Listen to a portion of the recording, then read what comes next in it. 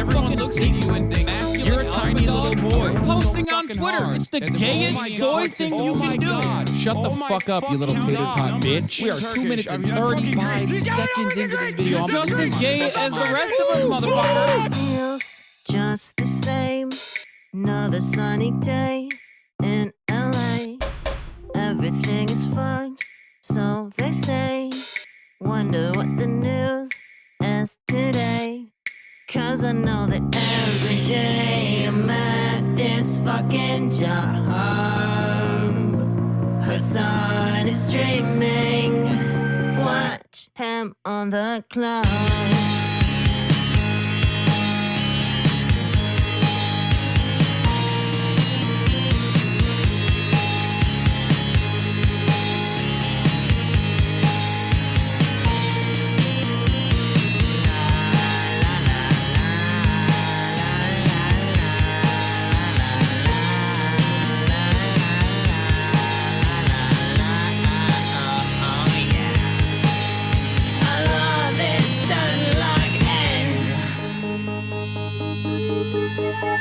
Listen, bro, the Lyra does not need this. Trans people love playing Hearts of Iron. Eating pussy is the basic bare minimum thing you can do. Where did they find these people, dude? And women want to have sex. Your job is posting. You're gay. Okay. God, I hate women so much. But is he really a socialist? He's such a himbo, I can't handle it. He's got a car and a house, and it's better than mine. How the fuck can I sit here like everything's fine? That's just me being a fucking hog. Hasan is streaming. Watch him on that clock.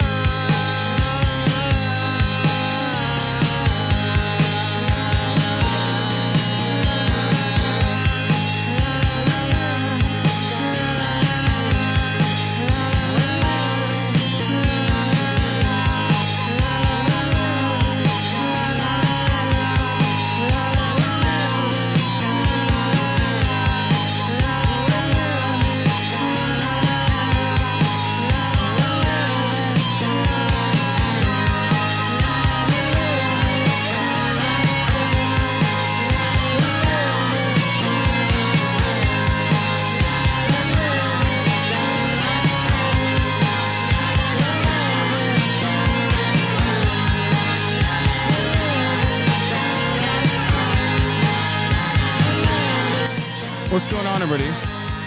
I hope everyone's having a fantastic evening, fantastic afternoon, fantastic pre-noon, no matter where you are in the world. I'm Hasan Piker, and this is HasanAbi broadcast coming to you live from sunny California, Los Angeles, folks. We're live and alive, and I hope all the boys, girls, and MBs are having a fantastic one because today's a beautiful day. Today's a wonderful day. Today is Saturday, ladies and gentlemen. That was Hasan streaming theme song from my favorite socialist himbo by Theresa Sweetheart. It is Saturday, December 7th, 2024, and I am early, as a matter of fact. Folks, ladies and gentlemen, boys, girls, and MBs, I am early. That's right. I'm early. It's Saturday for the girlies, and I am early. And the reason why I'm early is because I didn't stream yesterday, and I apologize for that. And I got a haircut last night. I mean, this is part of the broadcast where I tell you about my personal news about what's going on in the world of HasanAbi Piker. Let's get it started, baby. Folks. Why?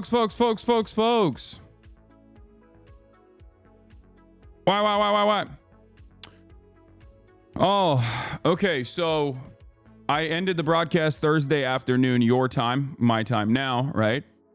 Went to bed. Woke up and left London town, flew in to the United States of America. But unfortunately, my flight landed at like around 3:30 and I couldn't get home by 5:30. And at which point it was a little too late for me to actually go live. Now, the crazy part about this entire process is that I don't want to jinx it, but I'm low key, high key, not like super jet lagged. So we'll see what happens.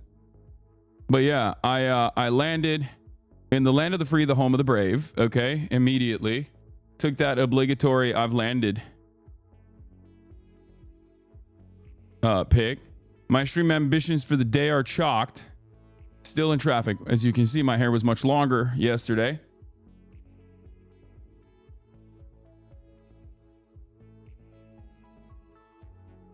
But wait, what happened to my Chatterino? It's like busted. It's not showing subscriptions for some reason.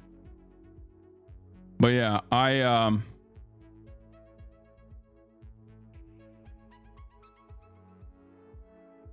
PoE 2, was London or LA traffic worse?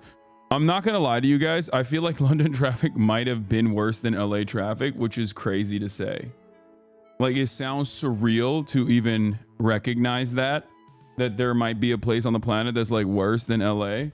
Yeah, London traffic is so bad because like in LA, listen, in Los Angeles, there are times where you know not to go in certain directions, right?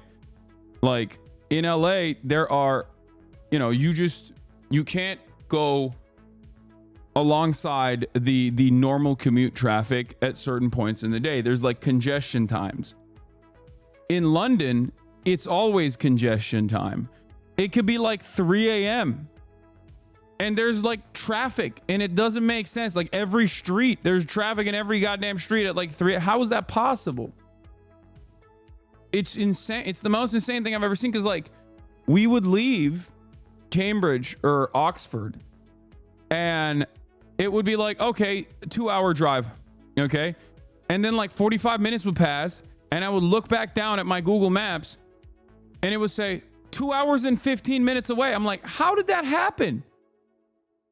Like, there's never been a situation where like the more you go, the worse the traffic gets.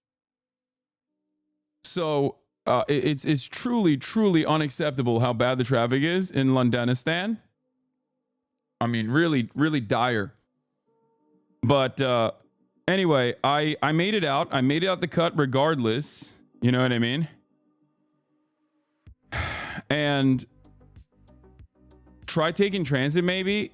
Yeah, I know. Public transit is better, obviously, but like I was with a whole bunch of people and a bunch of equipment. Like lugging that around was not going to work. I love taking public transit. As you guys know, I've taken public transit in London before. I much prefer it, but it's just like when you're going to a very far away place and you have a bunch of gear on you, it just doesn't, you know, it doesn't work. You the follower of Podimon Empire? What is this? Do you hate the Persian Empire? What? Bro, this guy's not all right. You hate Persian Empire. Why do you hate Persian Empire? Why do you hate Persian Empire?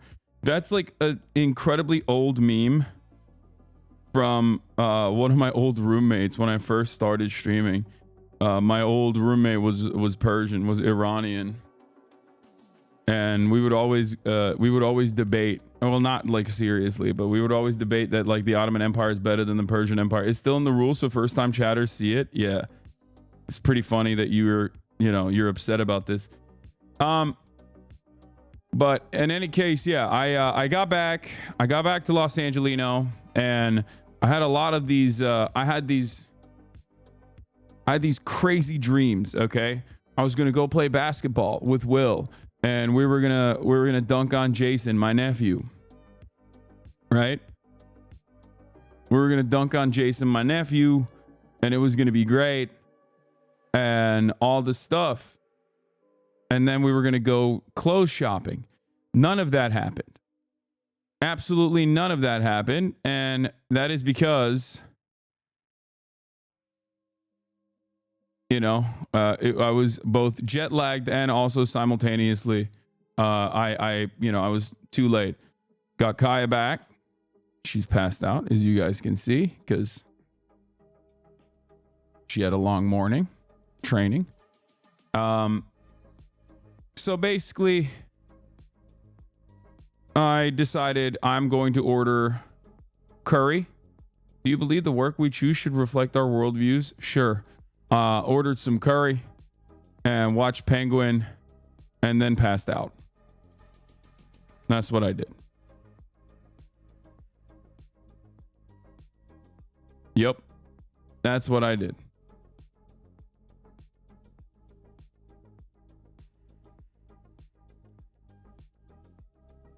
Japanese curry was what I ordered. Tonkotsu. Or no, chicken katsu. Penguin, I'm on like episode 4. But yeah, Bo Song Kwan, thank you for the 10 gifted subs. Yeah, what happened is I ate some curry, I went and I got a haircut, and that's it. I was like, I am going to the Streamer Awards later, obviously. But yeah, I wanted to look at least somewhat decent, somewhat presentable on the Streamer Awards red carpet, and for that purpose, we might need to. We are begging you to not cut your hair again. Wait, what are you guys talking about? It looks good when I cut my hair. What the fuck? Y'all are crazy. My shit was out of control when I let it ride. Y'all are wrong. But anyway, speaking of people having a bad weekend, Ben Shapiro, he posted a video. We'll be talking about that in a little bit, but yeah, he is, his audience is very mad at him. But yeah, got my cut, got that shit cut off, chopped off, lobbed off. But I had my morning coffee, got my reps in. Got my reps in this morning. Quick little 85-pound flat bench press. It's not light work, you know what I'm saying?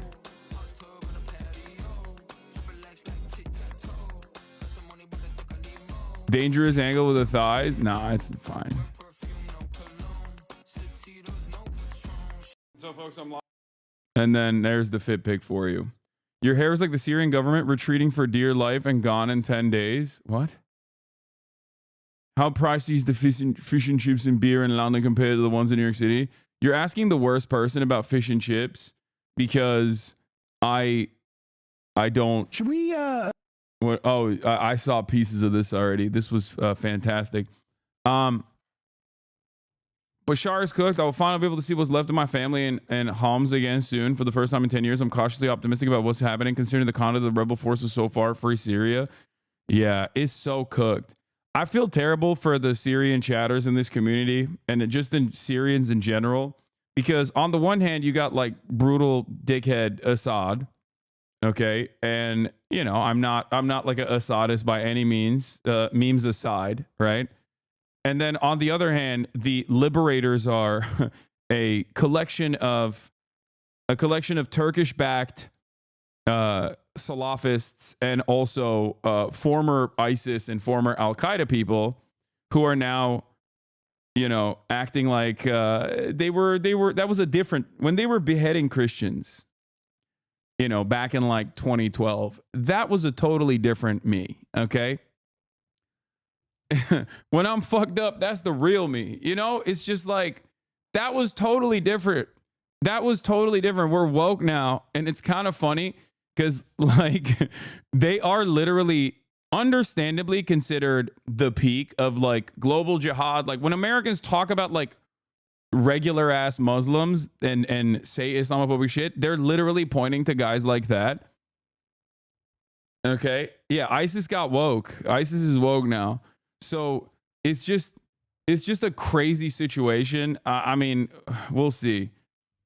Jihad means struggle, right? Yes. But those guys, when they say global jihad, they literally like, that is the one instance where they do mean like genuinely going to the Western world and like activating sleeper cells and like, you know, killing people.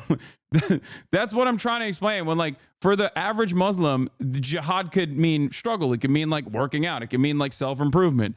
For those guys, that's the one instance where it's like legitimately the thing that Westerners think jihad is.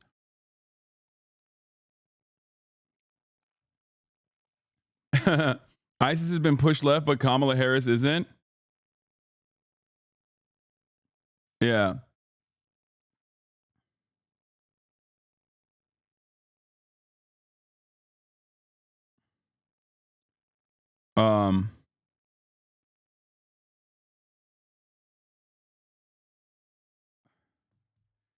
But yeah, I'm gonna do a brief like desktop video, and then Will's gonna get here, and then we're gonna go shopping. So let's blast off real quick because I don't have a lot of time here before the streamer awards, and you know we'll get into it.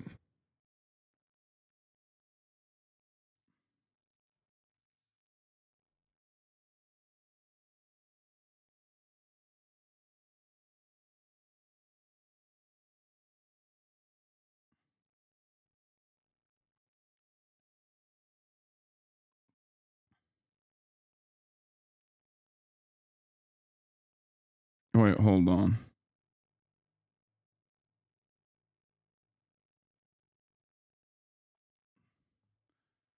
Turkish lira is now legal in Syria. Let's go. Lamau, did you know Aleppo's now banned the Syrian pound?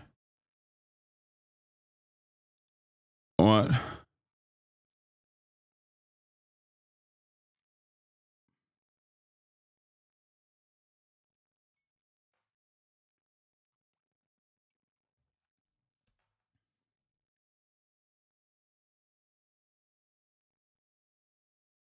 Okay. You are truly the go to politics. I didn't understand a thing bro said. Will you talk about the canceled Romanian elections? Oh shit, there's that too. God damn, there's so much going on in the world. Okay, let's just freaking blast off real quick. And then let's get right after it. Let's get into it, okay? Updates on Syria. United Healthcare.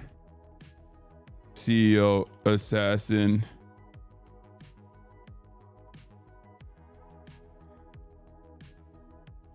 Gets away. Ben Shabibo's audience is mad at him. Syria updates. Romanian elections canceled.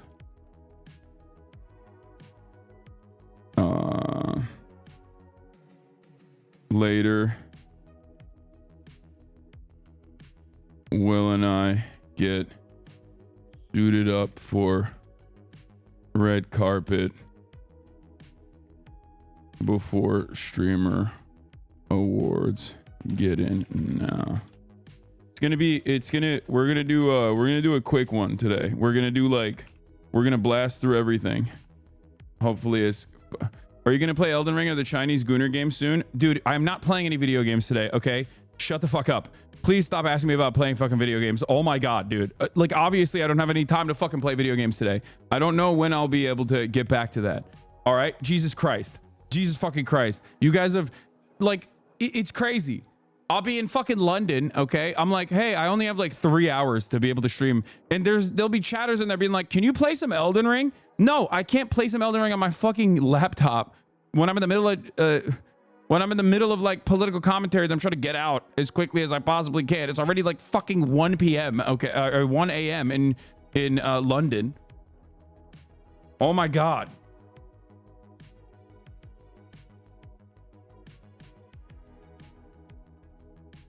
Sorry, I know he said soon.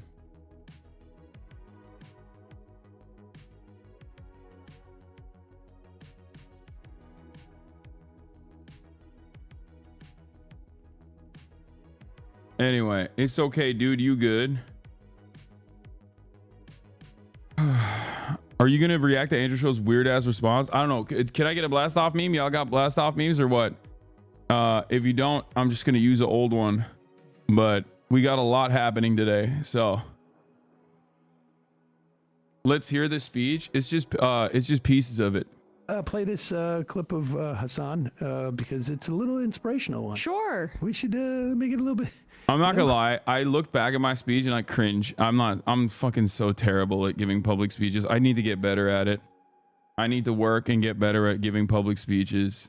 This is funny. All right, I'll use this one. Doing Russell Brand. We may have to replay the Hasan clip after that.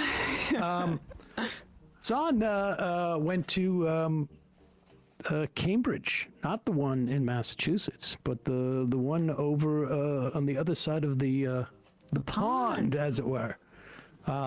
Here we go. We blasted off. He quoted Michael Brooks too. Maybe we should play. Let's play both these clips. Hasan is there.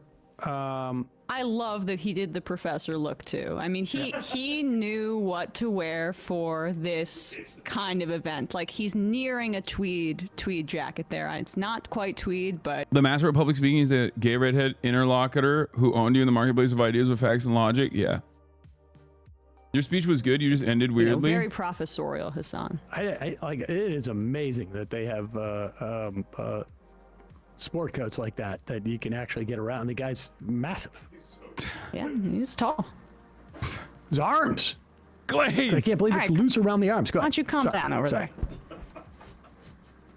And I stand before you following the footsteps of intellectual giants as nothing but a simple man who understands right from wrong. And sometimes that's all that matters. In the words of my friend, the late great Michael Jamal Brooks, there's nothing complicated about apartheid. The morality of it is clear. If the roles were reversed and a captive Jewish population of 5 million people were being systematically starved, sieged, and dominated, everyone would understand what's going on. Its ancestral lands being destroyed, everyone would understand what's going on. So in his words, it's not a complex issue. It's super simple. It's the most powerful country in the Middle East. It's backed by the United States, the most powerful country on the planet, and it acts on another population of people with total impunity and is never held accountable for anything. Well, I guess some things are changing in that regard, and we'll get to that in a little bit. But there is no symmetry in this relationship, period. That's what Michael Jamal Brooks said. So I see no need for obfuscation, no arguments for complexity, no reasoning. What is happening with the camera, Marge? Goddamn. For preemptive genocide. Israel is an apartheid state, and its inception was a violent one with the forced displacement of 700,000. Did you really write this speech a day before, like you were saying? If so, that's amazing. Dog, I didn't write the speech the day before. I wrote it on the car ride up. And my Oxford speech, I also wrote on the car ride up as well. Gave birth to a settler colonial entity that continues to dominate the lives of more than 5 million Palestinians under its illegal occupation, totaling 15 million Palestinians around the globe that are permanently displaced. Its demographic concerns is good for him, citing Brooks. Michael I saw the stream live. It was like this. Yeah.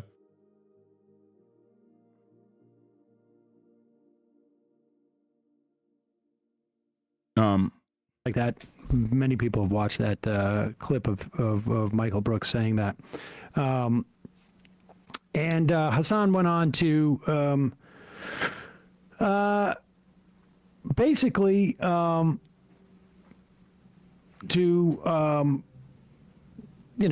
a message of hope, as it were. It is completely understandable that people are feeling a little bit exhausted already and demoralized, and but there's plenty of examples in just the U.S. history alone of times that were even more despairing than we should now. And in many ways, we have more mechanisms for people to influence outcomes of things like happen with our government. And so here's Hasan wrapping up at in Cambridge. time, people are distrustful of the news. Platforms like Twitter routinely surface the worst of the worst kinds of content, the most divisive, most hateful content. But Elon Musk is not the only person responsible for this. And I hate Elon Musk, okay? I hate Elon Musk as much as you guys hate Oxford College. I heard that if I say that, I'll get some applause breaks there. So that was my exit ramp. But it's not just Elon Musk, it's not just Twitter. It's happening all around. Young people, men in particular. March, why'd they crop it like that? Don't even come in here. Don't even come in here and be like, why did they crop it like that? Don't fucking start with me, Marge. You fucking wobbled this shit the whole time. No, I'm just kidding. I don't really care. Who don't have much education or literacy skills with no hopeful prospects of the future are being propagandized by waves of right-wing influencers who have never had megaphones this loud. Although this issue most often gets brought up in the context of the 2024 election and Donald Trump, there's more to this. I think it's important to connect it to Palestine as well. These are forces who want to normalize the current levels of violence and to convince people that actually it's good to be this bloodthirsty. While it was Joe Biden who gave Israel the blank check with which to commit a genocide, that decision has created an entire galaxy of right-wingers who are actually in position to cash it. And cash it they are currently. If you've seen the Donald Trump cabinet picks, you know exactly what I'm talking about. The traditional forces that could keep this kind of thing in check, particularly in politics and in media, are unfortunately weak. And they're getting weaker by the moment. They're out of power.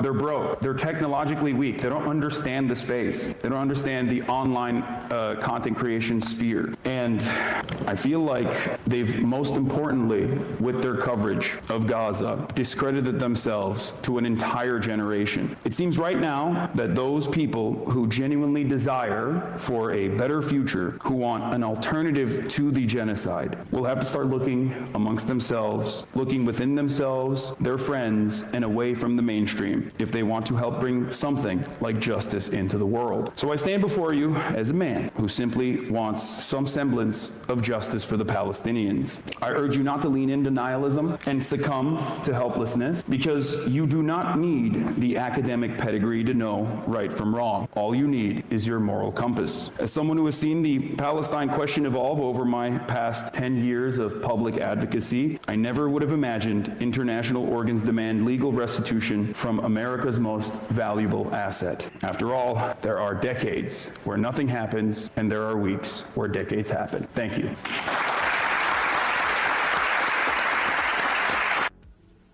Good for him. That's great.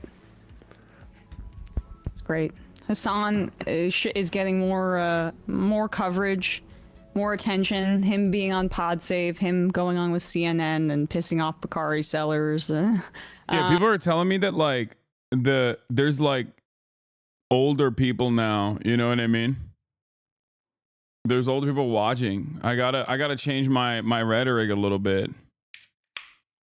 I gotta change my rhetoric a little bit. There's like unks and aunties and grandmas and grandpas watching now. I didn't even watch that. I was like, this will put my blood pressure way too high. But Your coverage of Syria has been awful and very disappointing.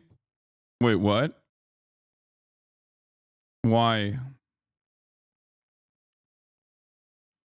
I can't win with these people because I feel like if I were to take the Turkish government's line, they'd be like, Hasan is a Turkish agent.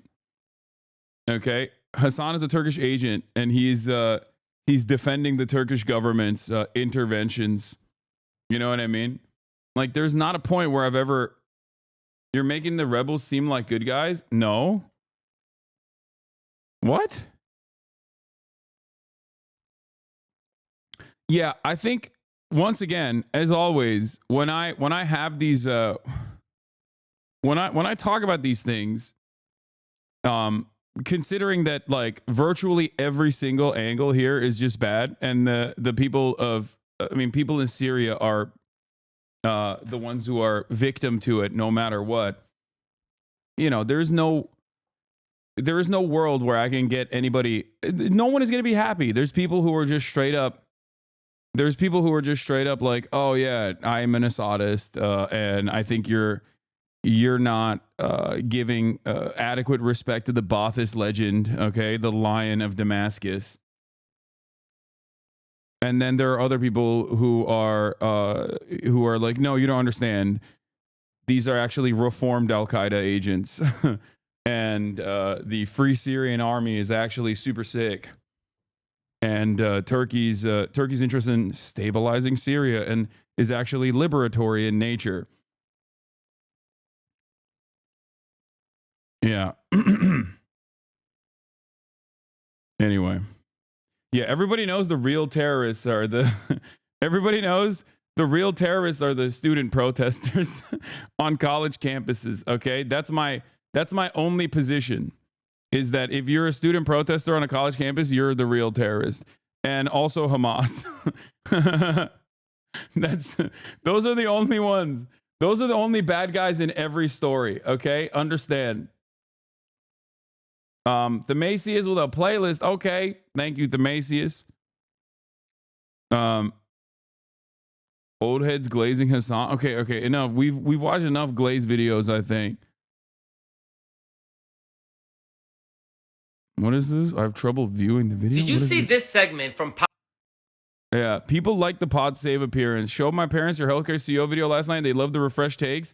They left the US for Canada in the 90s because of predatory practices in medicine.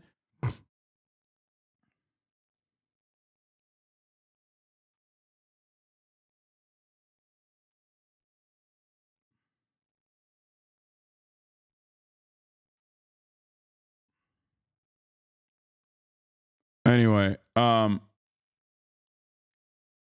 so you only defend Muslims? What? Why don't you talk about non-Muslims being massacred by Muslims? Do you feel bad about Palestinian Muslims? And what about non-Muslims who suffer because of Muslims? Dude, we got some real weirdos in the chat, dude. We got some real crazy heads in here today.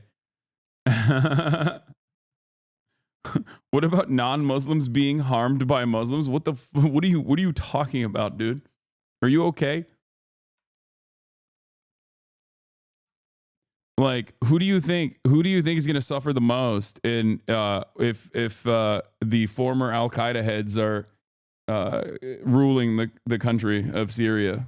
It's going to be non-Muslims. It's going to be like non-Sunni Muslims.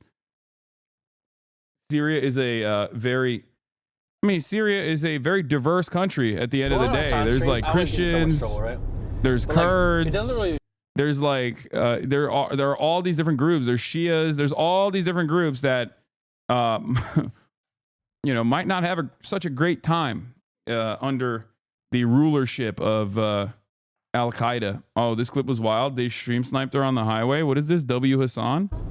Going on Hasan streams, I always get in so much trouble, right? But like, it doesn't really bother me too much. I actually find it quite interesting that like he has so much motion and so much pull. W motion. Like to me, it's like if I really didn't like someone, I wouldn't be posting about them all the time, or following what they're doing, or like being obsessed with them. You know, it's weird. You know, people really just be like all up in his business. Chat is just like, they're silly. Are they yapping? No, it's just like yeah. They're just yapping. And I'm telling you, like, fuck Hasan. Because like, if you look at like the internet, like a lot of the internet paints Hasan as like this bad. Chat is just like, chat is so funny because it's like so much motion but so many bad takes. It's like half the chat is like W Hasan, and then the other chat's like he's a lol cow. And when you know what that word is, automatically it's like if you get that triggered by the mere mention when you're watching a totally random streamer, okay, a totally different streamer, and they bring me up and you get so triggered where you're like, ugh, I hate him. I hate him so much. It's like, please, man. Please. Get a life. are they yapping? No, it's just like yeah. They're just yapping. And I'm telling you, like, because like if you look at like the internet, like a lot of the internet paints Hasan as like this bad guy, and I don't see him that way, right? And then I hang out with him in public, and like people genuinely love him. He's cool. Like, love him. But if it Yeah. I mean, that's it. Like my haters are very active, and the more we spend time online, the more like these weirdos get motion. But you see what it's like. You see what it's like when you when a hater is out and about in the real world, when they're like behaving in the way that they would online, but in the real world, and you're like, oh, ew. Watch the 30 seconds after that clip, Lamau. I don't care. But it's like my real world experiences are very different. I got off the plane. Here, I'll give you an example. I get off the plane. I am about to leave. I'm about to exit customs, and someone comes up and they're like, "Oh my god, I would love to take a photo with you." It was a Mexican chatter, right? And she was super stoked to see me. Then I go to the coffee shop at LAX. Okay, I go to the coffee shop at LAX. The dude literally looks up at me. He's like, "Oh my god, I literally have you in my ear right now." Okay. He was like listening to my Cambridge speech in his ear while he was just like putting stuff down at the coffee shop. So HasanAbi heads are everywhere, and they're not weirdos. You know what I mean? They're just like real people. So my interactions in the real world are very different than the way that people present me online and the way that people reflect on who I am online, especially in on Twitch or on Reddit or on Twitter. These are like platforms that are easy to brigade. Many platforms online, as long as you are dedicated, are pretty easy to brigade. So it's not something that you need to. It's not something that you need to pay close attention to, in my opinion. You don't speak for me, man. I'm weird. Oh, yeah. You found him. There it is. God damn, y'all found him quick. That's crazy. But yeah. Hasan Piker on Positive America was amazing. Bro was cooking this week from a week ago, and now I'm at Hasan the Hun. Holy shit. Yeah.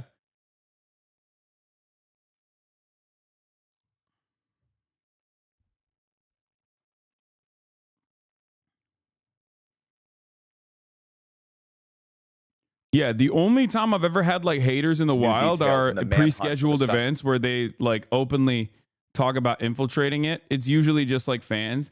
And even the haters overall, like, they're pretty normal. They're even like, I mean, the haters overall in their reaction to me in person are not as like, sometimes they'll be sweaty. They'll be sweaty when they're like in the moment, in the pocket, when they want to be like, yeah, I'm going to get them. But like, you know, it's not like a terrifying experience. Aren't you going to be late to Oxford? When are you flying out, big bro? Yeah.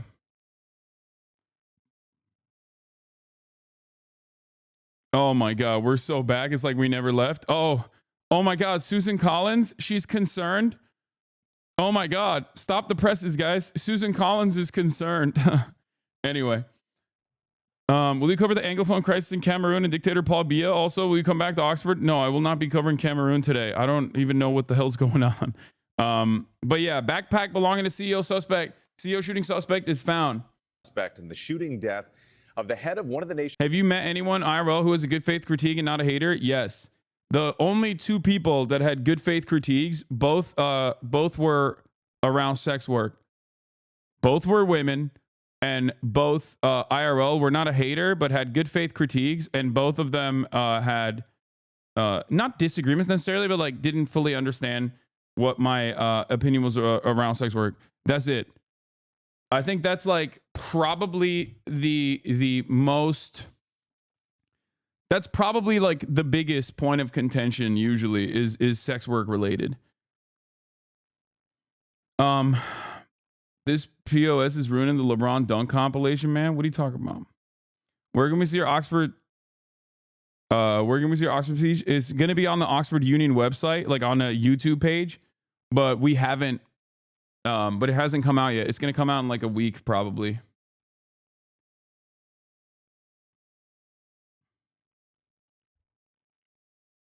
Nation's largest health insurers. ABC's Morgan Norwood is here with the latest. Morgan, good morning. Good morning to you, Whit. Yes, police say the suspect behind that brazen ambush of CEO Brian Thompson earlier this week likely took a bus out of the city, but he left behind a critical piece of evidence, his backpack. And as investigators comb through it for clues, the FBI is joining what's now a nationwide search and offering a $50,000 reward. This morning, the frantic search for the killer behind the assassination-style murder of United Healthcare CEO Brian Thompson now turning into a nationwide manhunt. According to sources, investigators believe the suspect escaped New York City, last seen at 6:59 a.m. on Wednesday, riding a bike out of Central Park after the shooting. Police say the suspect hopped into a taxi, headed to a bus station, and made his getaway. Friday, NYPD officers combing Central Park doing a... I think there's something, I mean, I can't help but love this story because it's like, it's literally everything that I've talked about, like for years, all of it coming together. You have the understandable resentment and anger that massive swaths of the American population feel towards healthcare and towards executives in general that are involved in healthcare. Like the resentment that they feel is palpable. That's number one. So the reception of this story has been genuinely different than the way that the media is covering it. That's number one. Number two, police incompetence. Something that I talk about all the time is police incompetence. The very fact that this multiple billion-dollar, one of the largest standing militaries on the planet force, the NYPD, is so woefully incompetent. And it's not necessarily a bad thing in this circumstance, but it is a bad thing when there are real crimes happening and they're tasked with solving them and they fail to solve them. But like, it is so publicly in display that one of the most effective, supposedly, one of the largest, most effective police departments on the planet that have a submarine, okay? Drones, submarines, an office in Tel Aviv, like these guys are so woefully incompetent when they're tasked with finding one singular criminal, okay, supposedly criminal. It's a loaded word, right? That walked up in broad daylight and domed a healthcare CEO and calmly walked away, got on a bike and went into Central Park to lower his 5-star rating down to 0 stars instantly. Central Park is the real life version of spray and pay. Okay. That's it. You go in with 5 stars in the Central Park, you come out 0 stars. Okay. Straight up. It's crazy. So, well, I've already talked about a bunch of different things revolving the story, the reception, and how diametrically opposed the mainstream reception or the mainstream coverage of this is in comparison to like what the average moms and dads in the Midwest, like how they feel about it. And it's very interesting. It took him 3 days to find the backpack that he dropped. Okay. And for the record, the backpack is like a classic. I feel like the backpack that he used was like a classic everyday carry backpack too. What is the design? It's like a very famous backpack. No, I forget what it's called. Oh yeah, Peak Design. Yeah, it's a everyday backpack from Peak Design. And from what I understand, this is like something that people really love this backpack. Okay.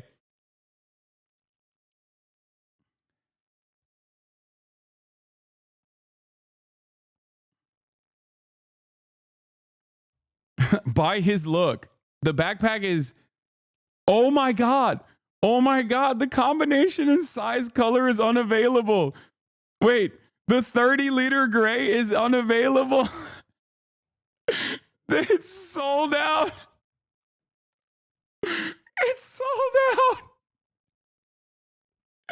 The 30-liter everyday backpack from Peak Design is sold out. Wow, that's guerrilla marketing right there, folks. So, that's really interesting. But so basically, it's reselling on eBay for $4K. The jacket is also getting sold out online. Some places also hiking up the prices like 10x. Anyway, that's insane that people watch that and we're like, oh, dude, I love how breathable his windbreaker is. I personally loved the way that he could move in that, the way that he could move in his windbreaker, and how many things he could put in his everyday carry backpack. It's like pretty solid by his look. But yeah, the range of motion. But okay, going back to the earlier point that I was making though, is that like it is pretty funny to see how much the NYPD has dropped the ball on this. It's also kind of interesting how hard they are trying to find him, right? Like there is never this level of involvement for any random person getting murdered in broad daylight. If it was a random person getting murdered in broad daylight, nobody would give a shit. It would not be this big of a deal. So I guess when it's like someone in an actual position of power, when they get popped, it's like, whoa, all hands on deck. This is red alert, red alert. We have to do everything we can. This is the one time where we have to work, and they still cannot meet. They still cannot meet the standard necessary. The only law that matters is don't make cops look stupid in public. Yeah. Keeps you cool under pressure. The backpack. I think it's more about the media attention. No, it's not just because of the media attention. The media attention is also interesting, but it's because of the circumstances in which this act unfolded. It's obviously the motive of it was obvious. It's a person that was like seemingly had gripes with the way that healthcare works in this country, and it's a perfect story for many different reasons. But I think no matter what, like when a wealthy person is assassinated, yes, cops are going to take that very seriously, as opposed to like a random person getting killed. It is also kind of wild that it took him, like I said, 3 days to find the backpack that he just dropped. Grid search by drone and on foot, eventually leading them to the suspect's backpack. Now, detectives sifting through it for clues. That image, that picture of him, and this could be blasted all over the country, and the phone calls are going to be coming in. Someone knows this guy from somewhere. Police say they believe they now have a clearer timeline of the suspect's steps before the murder, telling ABC News they think the suspect arrived in New York City November 24th, 10 days before the shooting, on a Greyhound bus, boarding somewhere between Atlanta and Washington, D.C. Investigators using facial recognition technology on the only clear images of who they believe to be the suspect, captured during a flirtatious exchange with the hostel clerk who asked him to smile to check his ID. This is straightforwardly a perfect story. Okay? Like, even the very fact that he was like rizzing up the fucking reception person. Now, I don't even know if this person is the real person. This is just what the NYPD is claiming is the real person. We don't even know. And I'm not even like joking when I say that, because I know I've been joking quite a bit about the story where I'm like, oh, that's not him. It could be anybody, you know? And before people say completely different jacket, nobody owns one jacket, chat. Calm down. They identified the wrong guy. Innocent man wrongly identified as Brian Thompson shooter, fearing for his life. I mean, wait, what? No, dude, this is a Daily Mail article about Joey Manorino, who is like a fucking random right-wing Twitter troll who's... It's a bullshit article, chat. Don't get fucking duped, okay? That's not... It's Joey Manorino. He's like the classic fucking right-wing dipshit on Twitter. which sources say was fake. Authorities also turning to DNA pulled from items left near the murder scene, including a cell. Whoa! Hey! Calm down. That's a very different gun. That's a very different gun. That's not. That could be anybody. That could be anybody. It looks like I wasn't here. I was in the UK. Stop. I was in the UK when this happened. Okay. Totally different gun. Also, no suppressor.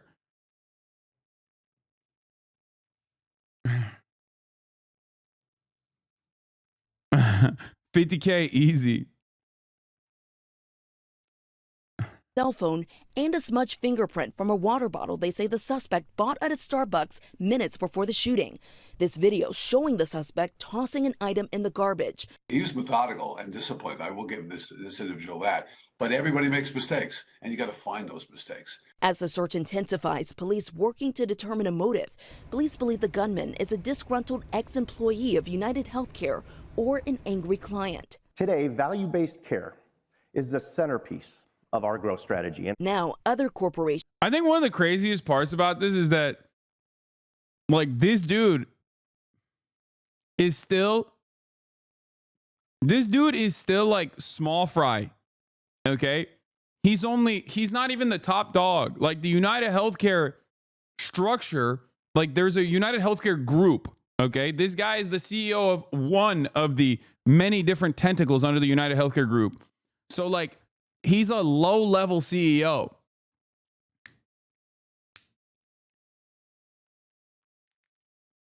He's still fucking not a good guy, okay? His actions are not great, right?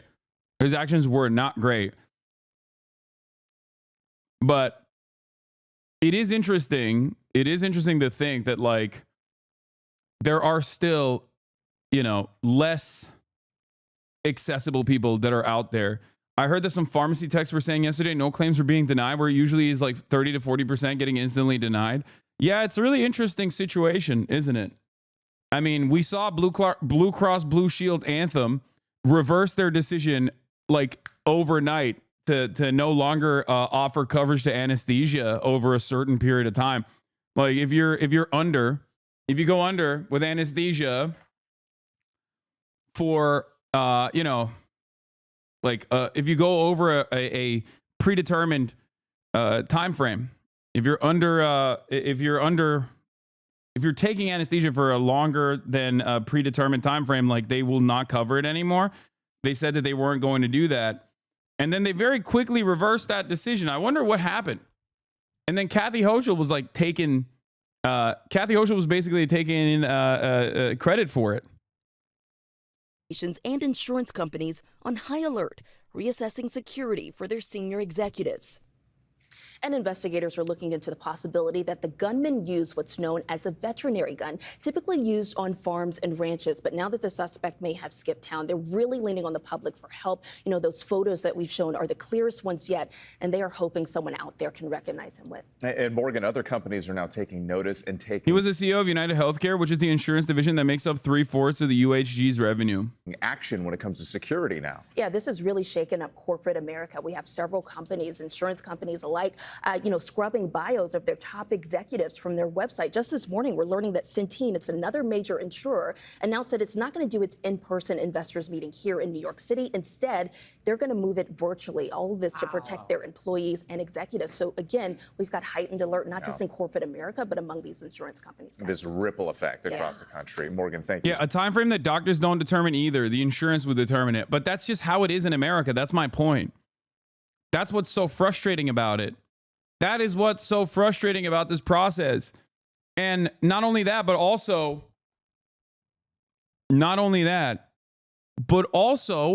they used AI. United Healthcare started using AI to deny claims. And it skyrocketed the number of denials that they were engaging in. And for the record,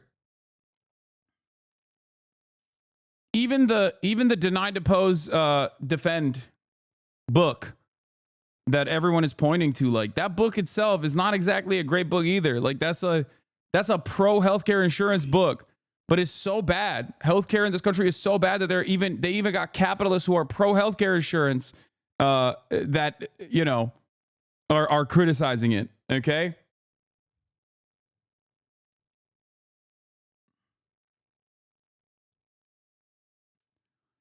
United CEO Andrew Whitty gave an address to the company today, leaked to me, telling employees we guard against unnecessary care and tune out the critical noise. Has been disturbed by the amount of negative and in many cases vitriolic media and commentary that has been produced over the last few days, particularly in the social media environment.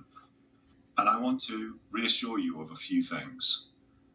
Firstly, we are going to continue to make sure that we put patients, consumers, and members first, as we always have done. The mission of this company is truly to make sure that we help the system improve by helping the experience for individuals get better and better. There was nobody who did more to try and advance that mission than Brian Thompson. And there are very few people in the history of the US healthcare industry who had a bigger positive effect on American healthcare than Brian. And we are going to make sure that we not only acknowledge and honor that legacy of Brian, but we will continue it. Our role is a critical role, and we make sure that care is safe, appropriate, and is delivered when people need it. And we guard against the pressures that exist for unsafe care or for unnecessary care to be delivered in a way which makes the whole system too complex and ultimately unsustainable. So we're going to continue to make that case. We will continue to do the work we do. And I have never been more proud of this company and our colleagues and what this company does on behalf of people in need across the country.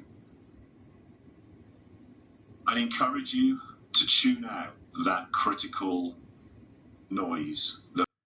Yeah, they're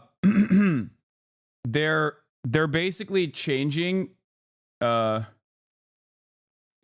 basically like hiding the board of executives and their names and stuff like that.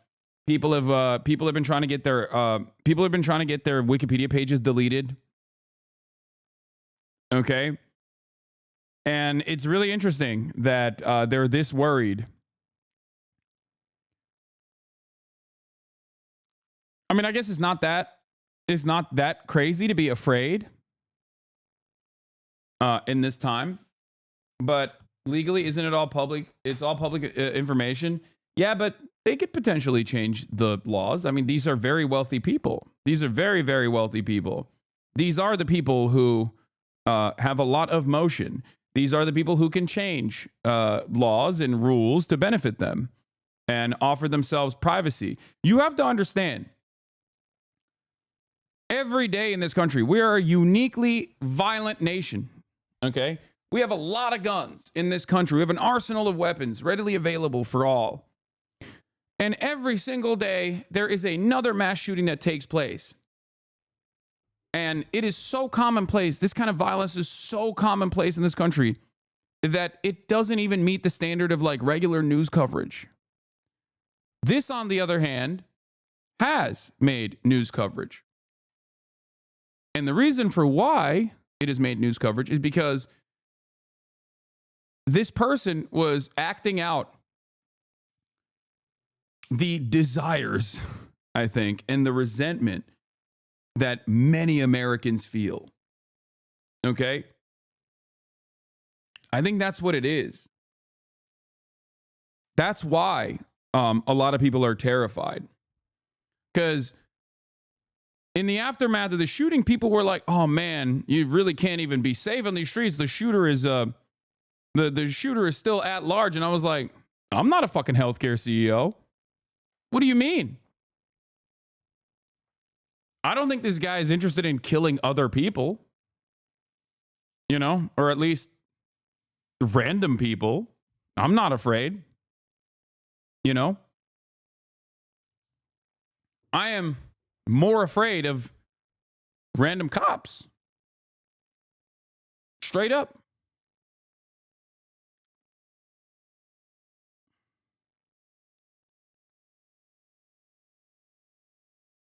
Got a push notification to exercise caution because the United Healthcare shooter is still at large. I personally do not feel like I am on the shooter's radar because I am not the CEO of a highly divisive multi-billion-dollar insurance company. Yeah. Warning me about a guy who's out there killing billionaires is like warning a dog about phishing scams.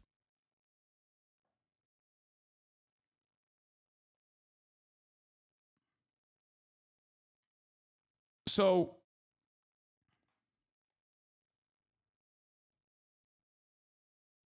this is like the Chappelle bit about the LAPD offering protection to him because he was mentioned in Dorner's manifesto. I am not the one who needs protection. Yeah, exactly. So I think this is unique. The commentary that I made, the commentary that I had in the aftermath of the Trump shooting, the first one, is quite similar to this instance. Because in America, in the United States of America, normally when people experience some kind of anger or are having like a mental health episode or something, they often will go and kill the least protected, most marginalized targets. They just go to their school, right? And then they shoot up like a bunch of children or their teachers or something. It's rarely ever directed at someone in a position of power. And that is the norm. And as long as that is the norm, we will never get any changes on gun laws. We will never get any changes that actually protect the average Americans. We're actually used to the average American being slaughtered, butchered, senselessly. But this was a directional act of violence. And I think that's the reason why a lot of people in positions of power are fearful. And I think that's the reason why a lot of people are looking at the media coverage over it and going, I don't feel this way.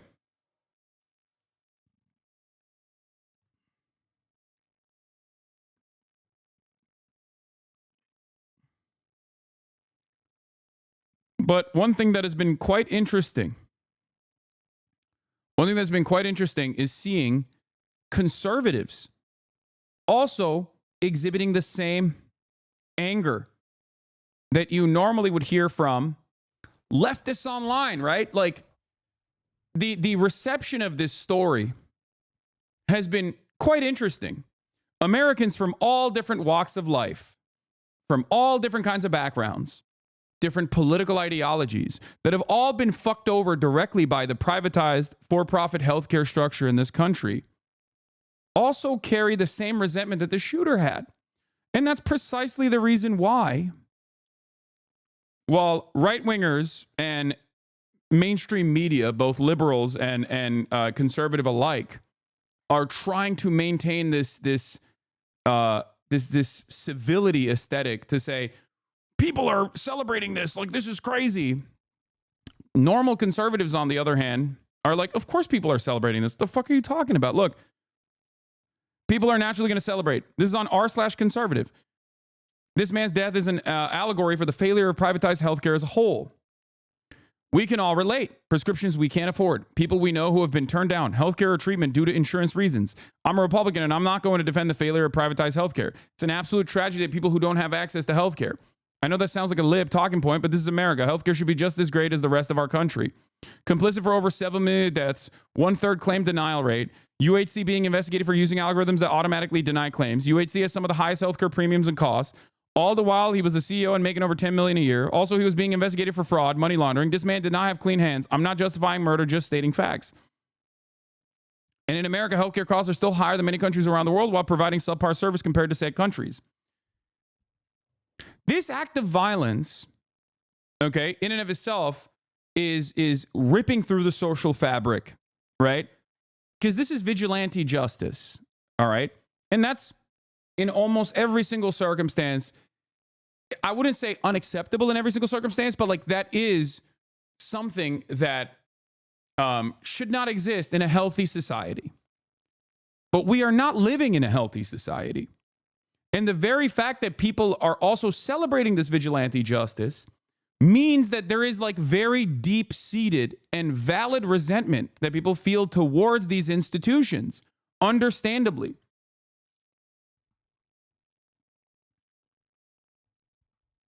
That's it. That's it. And it's kind of crazy because, like, this is unique for the conservatives. And the reason why it's unique for the conservatives is because conservatives love vigilante justice. Their own version of vigilante justice is oftentimes directed at appropriate targets, those without any power whatsoever.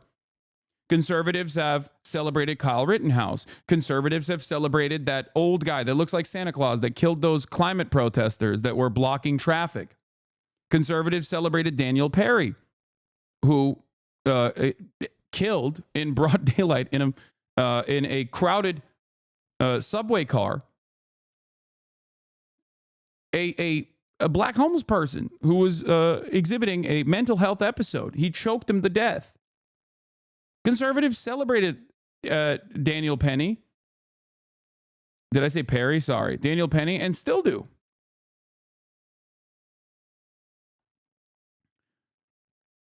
So this is unique for a lot of conservatives, I would say. Because normally, this is a person in a position of power. This is a person that is at the top of a reputable institution. Healthcare is important. Normally, you don't hear this kind of sentiment being expressed by conservatives, except as right-wingers try to polarize the subject and hit it from the angles that they're used to try to get their fan base to agree with them, to see this in the way that they see it. Right-wing commentators and mainstream media are failing to get people to be upset at the shooter, because I think their personal experience with healthcare is so bad that they are aware of the inconsistency with what a wealthy political commentator like Ben Shapiro is saying. This video, by the way, apparently is sitting at 21,000 dislikes, and how they personally feel. I work in a factory in a deep red state. My coworkers all voted for Trump and wears merch. They were laughing at this incident. It's not just the left. Ben, you're a millionaire. You're on a true blue-collar conservative. You're a rich guy that tries to appeal to working-class Republicans. You don't understand what poor people go through. Why do you pick on the left? This is bipartisan. You're out of touch. Ben, this issue is like a 99% versus the 1%. Your audience is more likely working-class conservatives. We get denied health insurance claims and get screwed because we aren't rich like you. Remind me when you said we don't need to retire at 65. I'm glad the comments are giving Ben a reality check. Ben Shapiro is the CEO of his own company, so it makes sense he might see a little of himself as the victim. It ain't just the left. Ben tried to do this as a shocking targeted attack, and the left celebrates. As an independent content creator on the right, obviously, his job is to get people in his audience to say, killing a CEO is inappropriate. Of course. The norms, the civility. You can't kill a person in a position of power. Are you kidding me? The fuck? That's not allowed, right? And I'm not even saying that you can do that, okay? I'm not saying that at all, because I am a humanist, okay? I don't believe in the death penalty. Ben Shapiro does. I don't believe in capital punishment. My solutions are, in my opinion, a lot better than whatever the fuck these guys are saying. I personally am a firm and committed believer in universal health care. If we had universal health care, this kind of resentment would not exist. It's the same principle behind Me Too. Me Too movement was a movement that absolutely swung in the direction of justice, vigilante justice, because the institutions were not doing anything about mass harassment, sexual assaults in the workplace, right? And then, as vigilante movements, as is the case with most vigilante movements, it went far. It went too far, and then the pendulum swung back, right?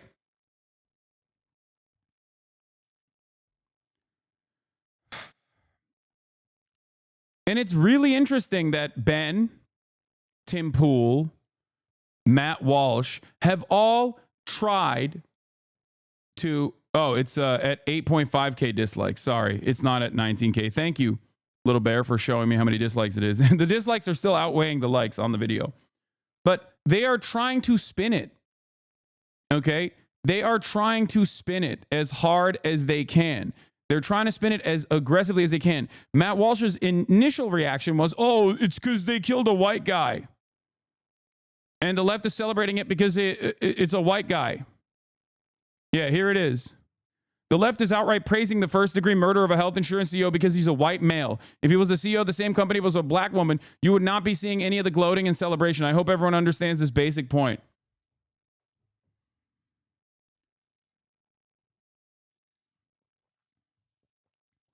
There are two videos, dog. One has 20K dislikes. The other one, oh, wait, it does.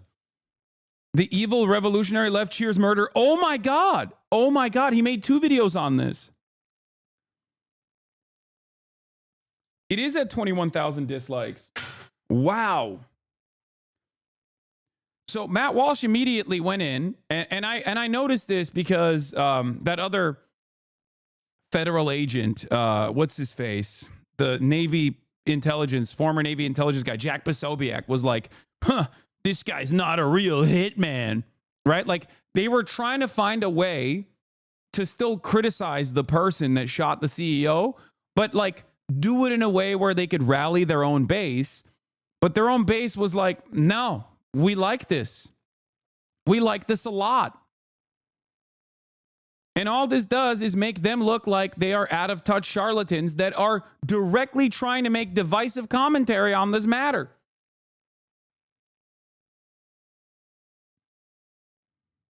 The left is outright praising the first-degree murder of a health insurance CEO because he's a white male. If he was the CEO of the same company, but it was a black woman, blah, blah, blah. Most people were like, no. Yeah, this is the replies to Brian, the CEO. Okay? Brian Thompson, the CEO's LinkedIn post from a year ago. Brian Thompson, this seems like a laudable mission, but United Healthcare Group is failing my mother by not providing her basic care to get better and get back to her life.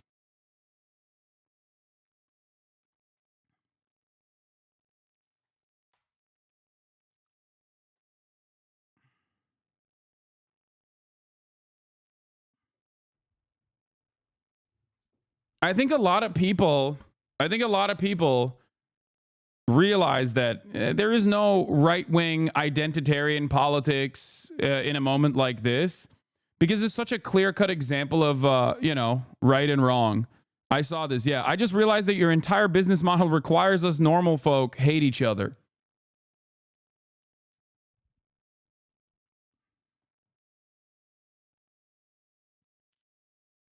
I would say that healthcare is one of the most important issues in this country, one of the most glaringly obvious historic wrongs in this country that continues. And that is precisely the reason why even on fucking LinkedIn, you got other CEOs being like, yo, you suck, dog. You are doing a great job cutting your costs. Not having a single anesthesiologist and network in the entire state of Montana is a great policy to save you money. I'm telling you, man, healthcare and home ownership, like healthcare and housing prices, are the two key things that everyone gets fucked over by. Every single person. If a party was tackling that, they would be running the table permanently. They would have a permanent democratic popular regime. They would have a popular broad mandate. Education is very bad too, but I'm saying, like, in terms of like the top priorities, I think it's healthcare and housing. People are very, very, very angry, understandably, about the situation that is unfolding, about their own material realities. And these guys have gone on for far too long, very clearly cutting across that class consciousness by saying, don't worry about that. Don't worry about healthcare. Look at how these libtards, they hate white men. They hate you because you're white. All they do is they care about trans people. That's all they care about. And I think this kind of divisive narrative does not work in a situation where, like I said, it's a glaringly obvious problem. with very real resentment. This proves you right on the take of the Walton family being persecuted and the egg prices going down. Yeah. Remember on Pod Save America, I said, if Kamala Harris came out and said, I am going to arrest the Walton family, and that is how we're going to claw back these egg prices, Americans would be 100% on board. Okay? She doesn't need to go that far. But you have to understand, like people don't care what the solutions are as long as there is a solution to those problems. Do you see what I'm saying? And it's clear. If someone was like, I'm going to arrest every healthcare CEO and we are going to institute some kind of like normal, good healthcare that every other country has, every other comparable nation state has on this planet, people will be like, yeah, no, that's it. That's my shit. I love that. That's assuming the median American knows who the Waltons are. No, it doesn't matter. It doesn't matter. You're misunderstanding the point. I'm using the most extreme example I can use, something that like the Democratic Party is never going to do, but I'm using the most extreme example, something that normally Americans should be fearful of because of a century of Red Scare propaganda. And even then, I think they would still be on board. They would be like, okay, no, I see it. This is not the like solution, okay? I'm not saying that the solution is like going out and instituting vigilante justice against like random CEOs. The solution is legislative change. But I think that there can't be this much pressure without a pressure valve, okay? You cannot have this much pressure building up, this much resentment building up, and consistently move people's attention away from the real vectors of pressure, real vectors of resentment. And this is a moment where very clearly someone did take vigilante action, right?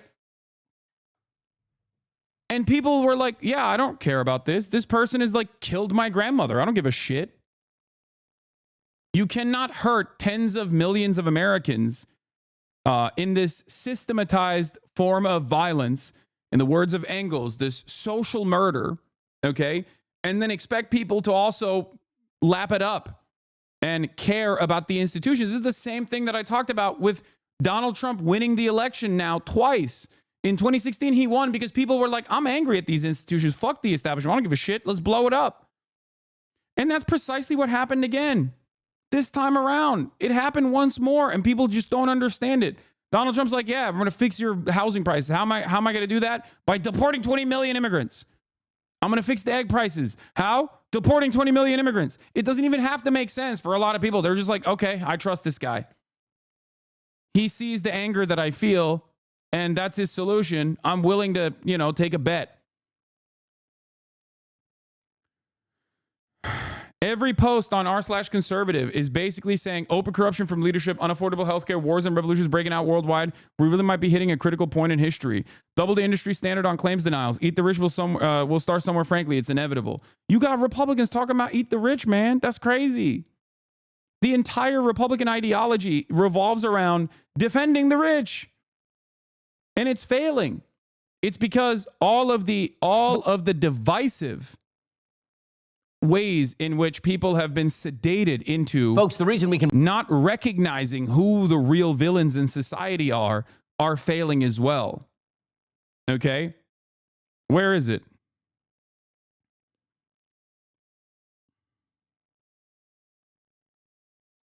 Where is the other video that people were responding to? Did he delete it?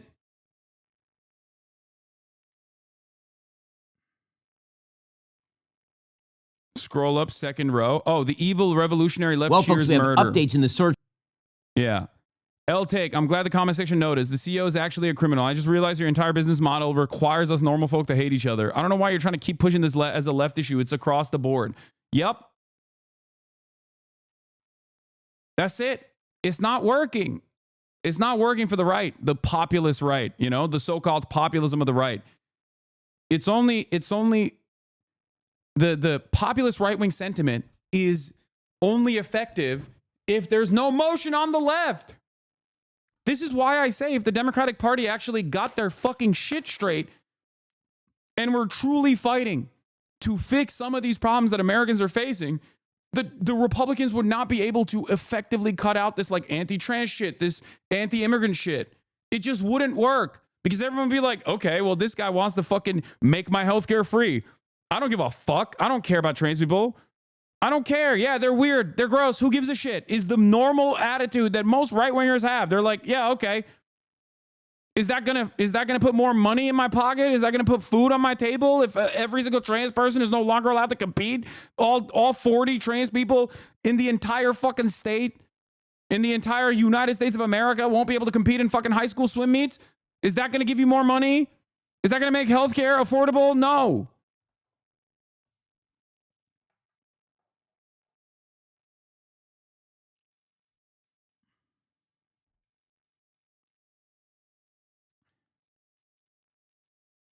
Make no mistake. I think the average American still has a lot of resentment and, would still talk about like mass deportations if their fucking Uber Eats order was cold. Okay. Make no mistake. That still very much exists.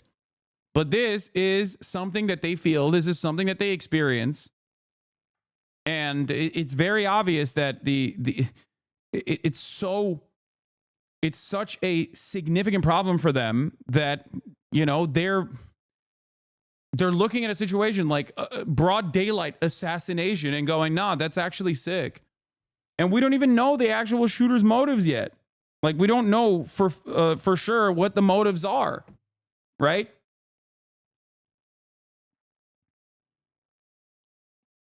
I've had 2 doctors retire in the past 4 to 5 years because they claimed they were tired of spending the majority of their day arguing with insurance companies about how to care for their patients. One said apparently their accounting degree trumps my medical degree. Everything is denied by default and hope to frustrate the doctor impatient enough to concede. I don't condone the murder either, but I'm not surprised it happened. I'm dealing with insurance right now and have multiple doctors say, I need surgery, and the insurance company still refuses to approve it. Yeah. It's fucked up, man. It's fucked up. The widening manhunt for the gunman who killed United Healthcare CEO Brian Thompson. This morning, New York City police say they recovered what they believe is the shooter's backpack in Central Park. That's where the gunman fled after shooting Thompson in front of a hotel in Midtown Manhattan early Wednesday morning. While the backpack may serve as a valuable clue, the search is now expanding well beyond New York City and now includes the FBI and more than 80 police departments nationwide. Allie Bauman has been following the story and joins us now. Allie, good morning. Good morning, Dana and Michelle. Investigators now believe the gunman left New York on a bus shortly after the shooting. NYPD sources say they have more than 200 images of the person they want to question, but they have not named a suspect or determined a motive. Meanwhile, the shooting and public reaction to it has left some healthcare and business executives rattled. New video obtained by CBS News appears to show the individual who police are calling a person of interest stopping to bend toward a pile of trash on West 55th Street. This video was taken just a few minutes after surveillance footage at a nearby Starbucks shows a hooded and masked man using cash to buy a drink in a power bar. Less than a half hour later, United Healthcare CEO Brian Thompson was shot and killed just a few blocks away. Police say the gunman was then seen riding a bike into Central Park before he exits on the Upper West Side without a backpack, and he ditches the bike. We have him in a taxi cab, and the taxi cab takes him up to 178th Street and Broadway, which, as we know, is a Port Authority bus center. Those buses are interstate buses. That's why we believe he may have left New York City. Sources tell CBS News the gunman may have boarded a bus that was leaving for Atlanta. On Friday, investigators combed Central Park and found what they believe is the shooter's backpack. And they focused on the Manhattan hostel where they think he stayed and where a surveillance camera captured this image. It's the person they're looking for with his mask down. There's lots of time left. This is by no... Again, sorry to spam, but I wanted to add my parents are conservative Christian and they're loving this. My mom has cancer. She definitely feels vindicated. She literally just texted me to say she didn't know if she and my dad would be watching the Daily Wire anymore, lol. That's what I'm saying.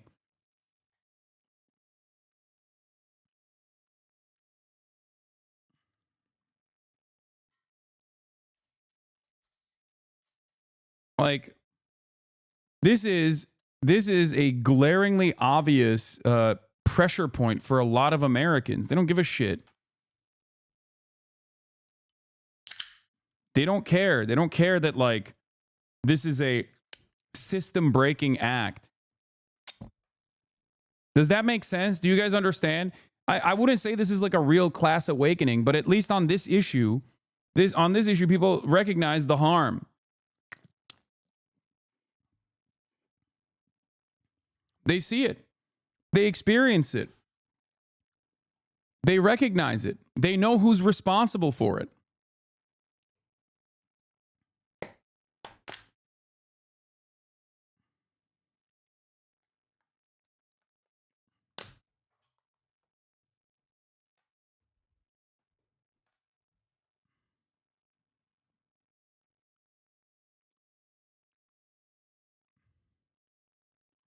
My company, Mayo Clinic, has a literal division of people whose job it is to argue with insurance companies on behalf of doctors because they don't have enough time to argue every single diagnosis or procedure that their patients need. Yeah. All that stuff makes healthcare more expensive in this country, for the record. All of that stuff makes healthcare more expensive, more costly, and shittier overall. Anyway, and the police are desperate. Apparently, NYPD sources say the artificial intelligence is going to play a big role in nailing the idea of the gunman who killed the United Health CEO. His mask, to point out, didn't totally cover his face. Bone structure was showing through the rest of it. And AI will come up with a pretty clear match, they believe. I think it's very funny that they are using the bunk-ass artificial intelligence. The irony of using AI to capture an assassin who killed the CEO that instituted an AI model with a 90% error rate is fucking fabulous. This is low-key yet another instance of the enshittification of everything. The profit motives creating worse outcomes overall. And it's a institution that's tasked with, like, finding this criminal, right? And they're going to fail. It's a failure. The AI system is fundamentally broken. It's only good and working as intended when you are using it to deny insurance claims. It's supposed to be bad. It works as intended with the Lavender program, Israel's targeting program. It works as intended when you're just using that as a plausible deniability to be like, oh, well, our Lavender AI targeting system found all of these people to be Hamas terrorists. AI doesn't work when you are actually trying to hyper target and find a specific individual. It's supposed to be a mechanism that you use to say, oh yeah, to use when you don't actually have to, solve the issue.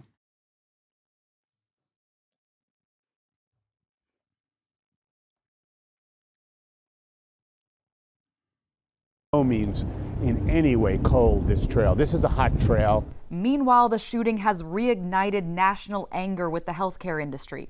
Investigators say the words deny, delay, and depose were etched into bullet casings found at the scene, words often used to criticize insurance companies' tactics in rejecting patients' claims. We're fighting with the insurance company over her dialysis to keep her alive. In the days after the shooting, social media lit. Yeah, the story very quickly turned into like the broad public reception and the anger that they feel towards this guy who just got murked and the entire insurance industry. You can't fuck over tens of millions of Americans at the behest of the profit motive for years and years, and then expect people not to respond like this in a moment where there is some semblance of vigilante justice at play. Okay? This requires systematic overhaul. Okay? This requires legitimate change. That's it. And these guys, these institutions, mainstream media, right-wing Republicans, people who maintain the aesthetic posture of civility, people who are desperately trying to frame this as a partisan issue, those people are woefully inequipped. They're underprepared. I don't think they were expecting this groundswell of positive affirmations for a person that did a crime in broad daylight. Americans are very crime brained. They literally will be like, oh, you stole a fucking, you stole a Snickers bar from Target? Like, that's unacceptable. You should get a death penalty. Like, that's the attitude that people normally have. So in a country like that, all of a sudden, Americans are coming out of the woodwork, regardless of political ideology, turning around and saying like, no, this was good. That's how severe the pain is for every American person. It up with Americans sharing their frustration with insurance providers. A survey taken last year found 12% of claims were denied, up 20% from 2020. While a 2023 survey found nearly 60% of insured adults experienced some issue with their coverage in the previous year. What's Jenks' attitude on this? Well, I'll tell you, I don't know about Jenks, but Anna Kasparian also hit the classic, like, I can't believe the left is celebrating murder, and then changed her tune real quick. Originally she was like, originally the first day when it came out, I remember reading a tweet from her. When it first happened, I remember reading a tweet from her that was like something that even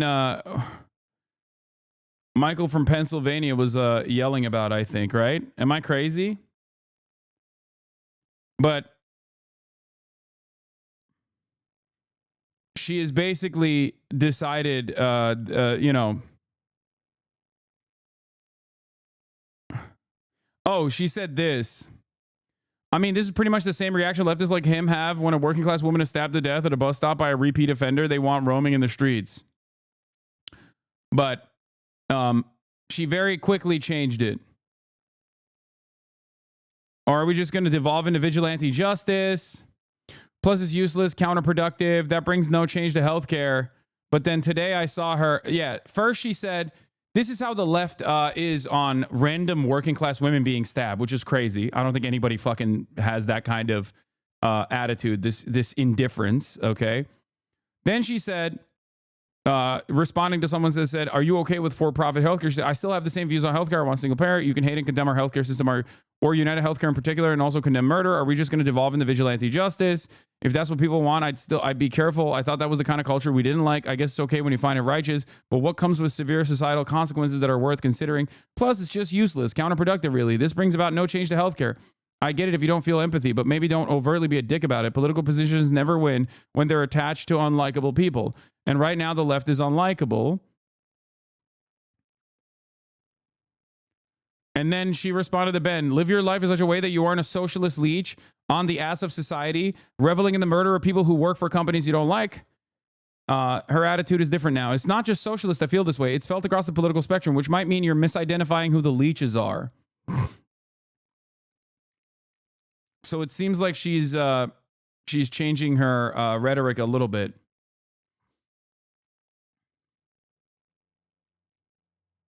Nobody is buying the media, what the media is saying about this event. Yeah. No, that is what I'm covering right now. Here, this is the. Here, we'll look at the broad reception of the assassin as well. But now, in the wake of the shooting, some business leaders are looking to increase corporate security. United Healthcare, the company Thompson worked for, removed photos and biographical information of executives from its website. Another health insurance persona that this individual has taken on. And it has been remarkable, unsettling to watch the public response to what has happened here, and just the kind of caustic reaction to a father, to a human being. A part of the social media response. I mean, I think, you know, outside of social media, maybe everyone sort of just sees this as a cold-blooded murder. Look, never, if your tweet starts with assassination is bad, but you might want to rethink that tweet, right? I mean, I don't think people are rethinking those tweets. I think you guys are the people who should be rethinking the way you're covering this if you want to maintain any sort of institutional legitimacy and any sort of broad credibility. That's it. You know what I'm saying? That's it. It's like, that much is clear to me. It's like, this is one of those cases where people are just like, I don't give a fuck.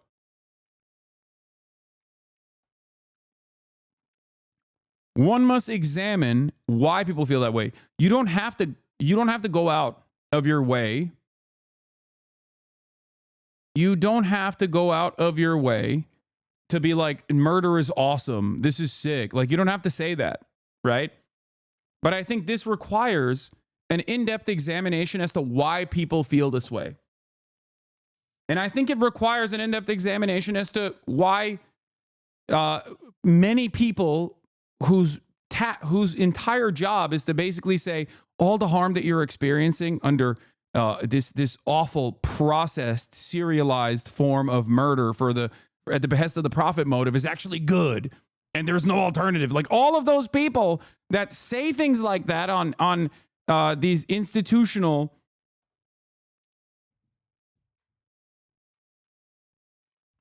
all of the people that say, like, this is completely, all the people that are directly at odds with the way that people feel about it should maybe take a cold, hard look at why they are so obviously on the opposing side of, like, the broadest subsects of American society. I said this immediately after the shooter shot the healthcare CEO. I'm wondering what a poll would look like. I'm wondering what kind of broad popular support this shooter would get right now if they actually polled it, honestly, in an honest way. I feel like he would get overwhelming majority support. Not know why the CEO of United Healthcare was murdered on Wednesday here on the streets of New York, but some of us have been really surprised by the reaction online. Many have shared their very deep frustration with the health insurance industry. I have never seen Americans so united on something as I have over the last 24 hours in the comment sections on these news articles about the United Healthcare CEO. If you think that I didn't need anesthesia to have surgery, you're insane. I'm having a hard time being empathetic to the situation whatsoever, because this is a billion-dollar company, okay, that denied. United Healthcare's profit for the last year was $37 billion. Pure profit, $37 billion. 37 with a B. Okay? It's fucking crazy. Access to people every single day. And we're fighting with the insurance company over her dialysis to keep her alive. Having said that, I think that there is something really instructive in seeing how almost gleeful people are about this horrible event. And the truth of the matter is what it tells me is something that we all already know, that Americans have just had it. We have had it. She speaks for a lot of people there, but this really isn't about this tragedy. The videos of the doctors talking about their frustrations with insurers are from before the shooting. I had billed $12.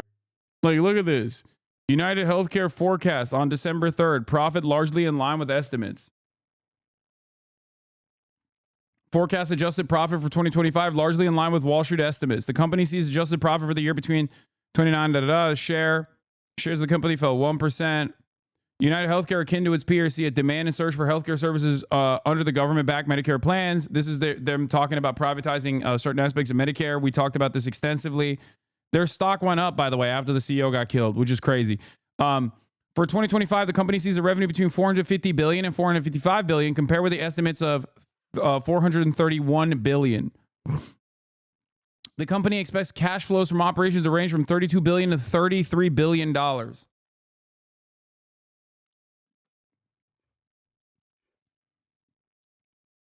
The stock is down 10%. Oh, it is? I thought it went up after. In the immediate aftermath, I thought it went up.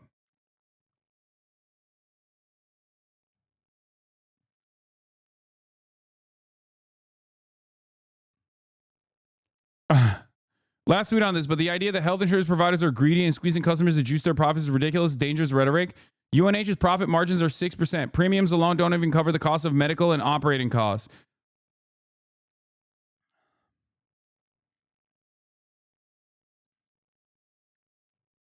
Then it shouldn't exist. If it's not profitable at all, then let's just fucking not exist it. Let's just literally end it. Like, what are we doing here? Oh man, this is some sort of, am I supposed to assume that for-profit healthcare insurance companies are actually operating at the behest of the population? It's a fucking fake mediator industry that doesn't need to exist. It doesn't exist in so many other places. I hate this idea. Yeah, by the way, that 6% profit margin is $33 billion, which is what's crazy. And yes, the stocks did go up immediately after he got shot. The real reason United Healthcare stock prices spiked after its CEO's murder. They eliminated a redundancy. That's probably why. Civil war is inevitable. Elon Musk, it's not based to kill a CEO. Yeah. Civil war is inevitable and great if it's actually Americans fighting against Americans on, otherwise inconsequential things to those in positions of power. I don't know if Elon actually tweeted that second tweet, by the way, but I do know that him and every other CEO right now is probably shitting in their fucking diapers. I don't think the second tweet is real, for the record. It's not based to kill a CEO. I doubt that he would say that. He knows, he probably recognizes how much motion this has right now.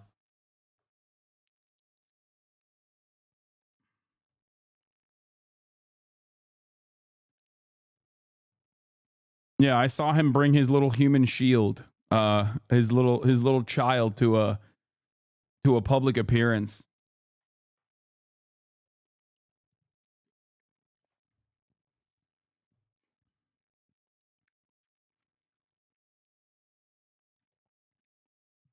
Anyway, what is this? Dear caregivers, you may be aware, I work for a smaller regional health insurance company in the West, and they're losing their shit here too, Law. They got armed security guards, but only the building where the executives are. Where before they only had tasers, and they're asking employees to report suspicious things more intensely. It's beautiful to see the fear. You may be aware of the national news regarding the passing of United Healthcare CEO. See, this is the issue with vigilante justice, though. Okay? The issue with vigilante justice is that, like, it can very quickly turn into unnecessary death and murders of, like, random fucking people that work at private healthcare companies that are just like low-level employees. That's the problem, which is why I still think that the best possible solution in this circumstance is to change the outcome, is to eliminate this fake mediator industry that is unimaginably costly to the American taxpayer.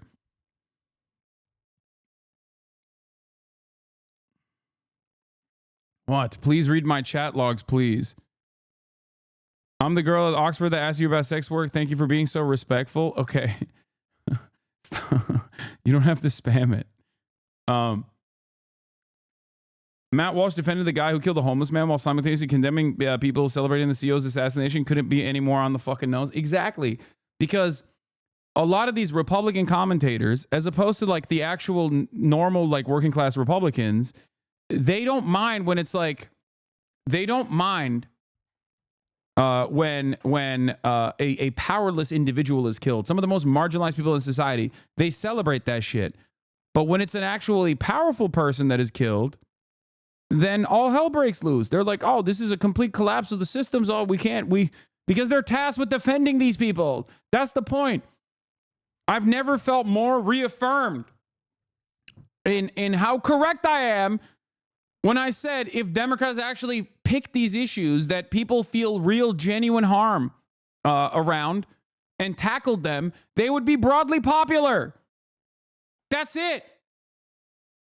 This is an opportunity for the Democrats. If all you care about is electoral politics, okay, this is it. There is no better indication of how fucking angry people are than Americans who literally operate by the Hammurabi Code normally going, nah, this vigilante assassination was good. Think about how much Americans actually love, you know, punishing criminals. And this is a instance where they are not interested in punishing a criminal who did the fucking worst crime you could do. It's just an assassination in broad daylight.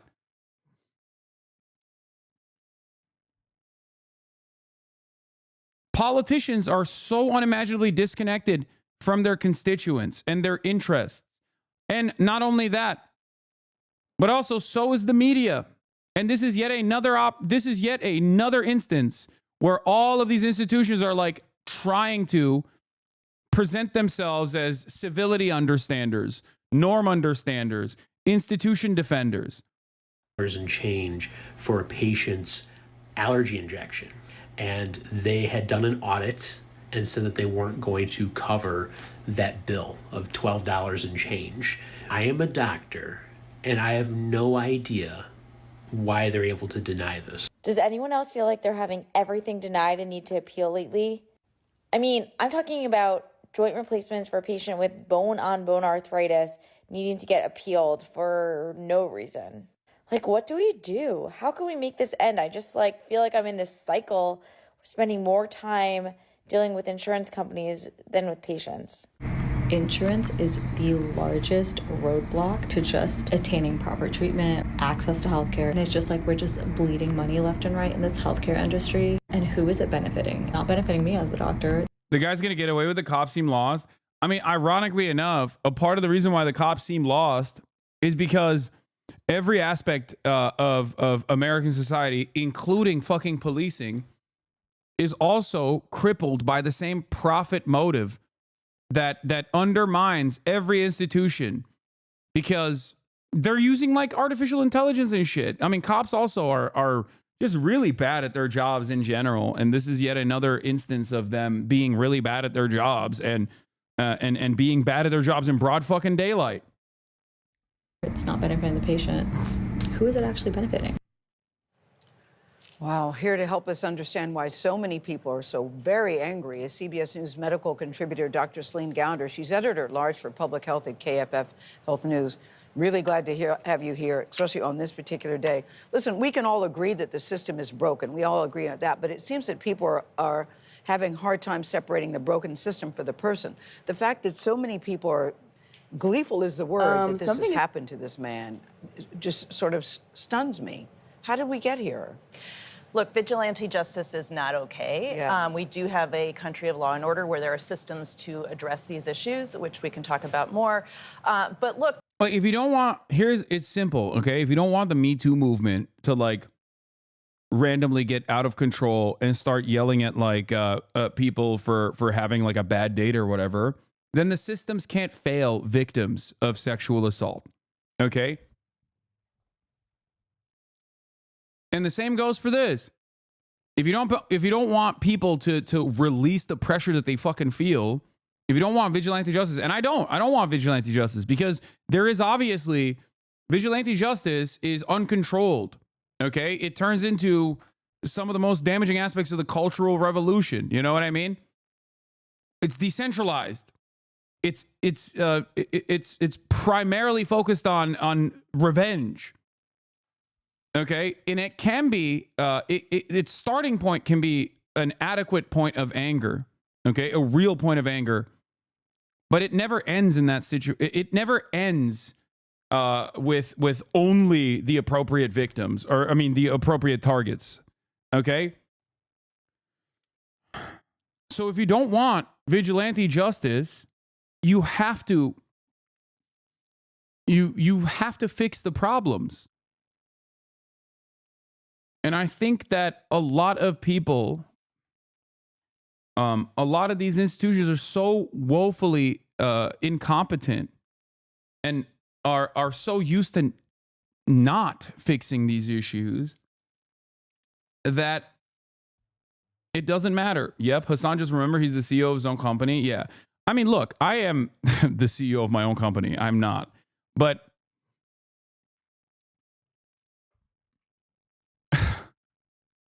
Listen, if I get murked, it's going to be a fucking psychopath, neo-Nazi, very likely, or like a Destiny fan, all right? And I'm going to get murked because of the things I speak on that many of you agree with. It is what it is. If it happens, it happens. Nothing I can do about it. Having said that, okay, I'm not in here to fucking defend the honor and protection of CEOs. I'm not saying that at all.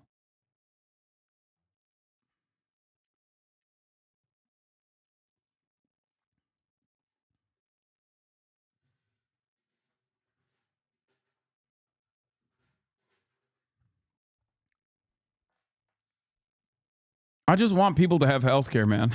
That's it.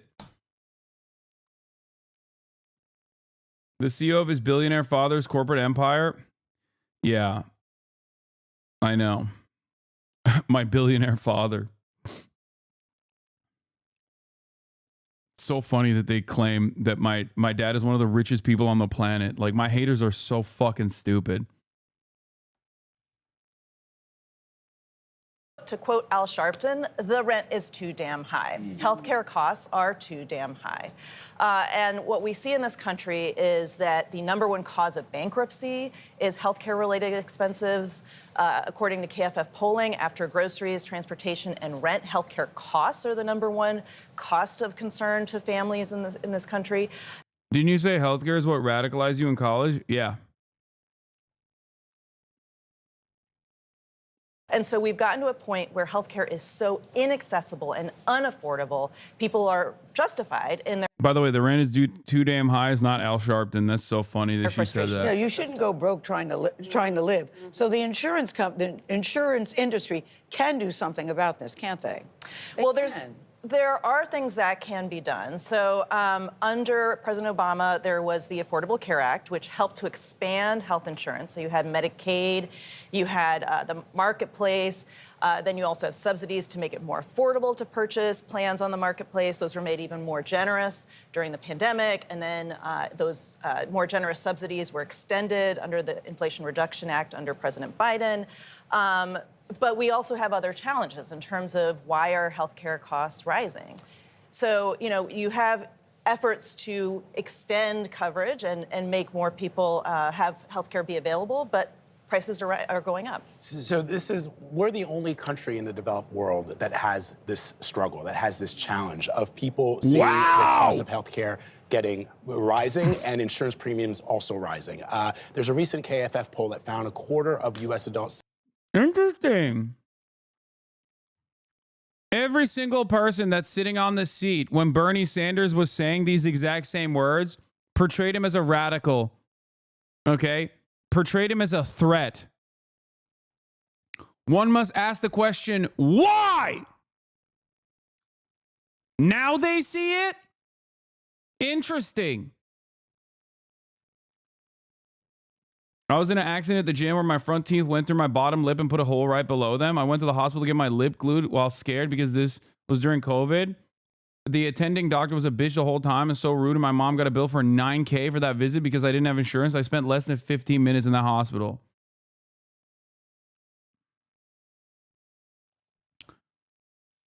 The healthcare system cost U.S. taxpayers $49 trillion over the last 10 years. Without the insurance middlemen, it would cost $32 trillion. That's $17 trillion that could have gone to healthcare instead of lining the pockets of insurance company CEOs. The other side of the story is that mediators in the insurance industry are also responsible for the high prices because their interests do not revolve around lowering the actual costs. Their interests revolve around not paying for the actual costs. Okay? That's the other problem. That is precisely the reason why every other comparable OECD nation that actually mass purchases pharmaceuticals in bulk are capable of lowering the fucking prices of healthcare and pharmaceuticals. In America, it was illegal. Barack Obama was the first president that allowed the VA, which is the only, at the time, it was the only like close to nationalized form of healthcare, to allow bargaining at the purchase point. he still maintained its illegality for every other fucking, like for Medicare and whatnot. Think about that. We are the only country where the government is not allowed to bargain with pharmaceutical corporations at the point of purchase. It's illegal. Think about that. Is he not going to the Streamer Awards? I am, man. I am going. And for the record, it doesn't even make sense. Murder is good. Murder is good. Murder is good. What are you saying, Bjorn AIDS? If I thought murder was good, I would say that the CEO and all healthcare CEOs and the entire healthcare insurance industry is actually perfectly fine. They murder like they murder close to 45,000 Americans every year by refusing to cover their healthcare costs, even after they fucking paid for it. So, no, I don't think it's good.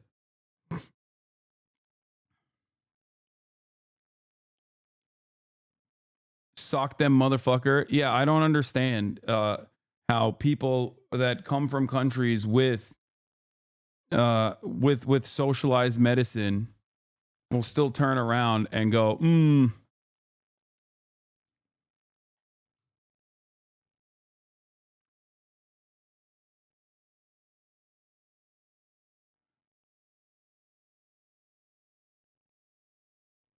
Yeah.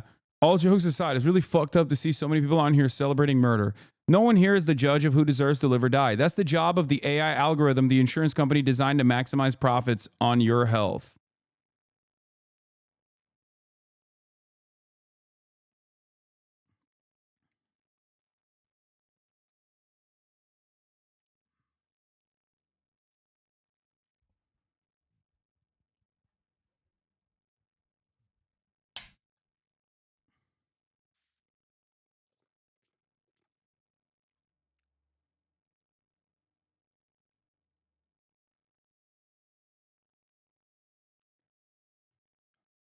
An algorithm with a 90% error rate, by the way. But that's the whole point. You can use AI for shit like that because the entire point is to, you know, the entire point is to deny more. That's the whole point. That's where AI thrives. You can't really use AI to like actually target an assassin and find them or anything like that. Say they've skipped or postponed getting the care they need simply because of the cost. So what needs to change? Well, we have a very different healthcare system from other countries. We have a very piecemeal healthcare system with our coverage, with the way it's delivered. Many other countries have what we call socialized medicine. By the way, Medicare is socialized medicine. Yeah. And even that socialized medicine is the most expensive. Sheltered Rosebud is like, are we going to talk about Gaza? I spent literally the past week delivering speeches on Gaza. And the one day where I'm back in LA, immediately Sheltered Rosebud was like, oh, can you please start talking about Gaza again? Yeah, take a week off, okay? I'm just going to keep banning Sheltered Rosebud, I think, over and over again. She's just going to be able to chime in once, get banned for a week, come back, chime in again with the same exact perspective, knowing full well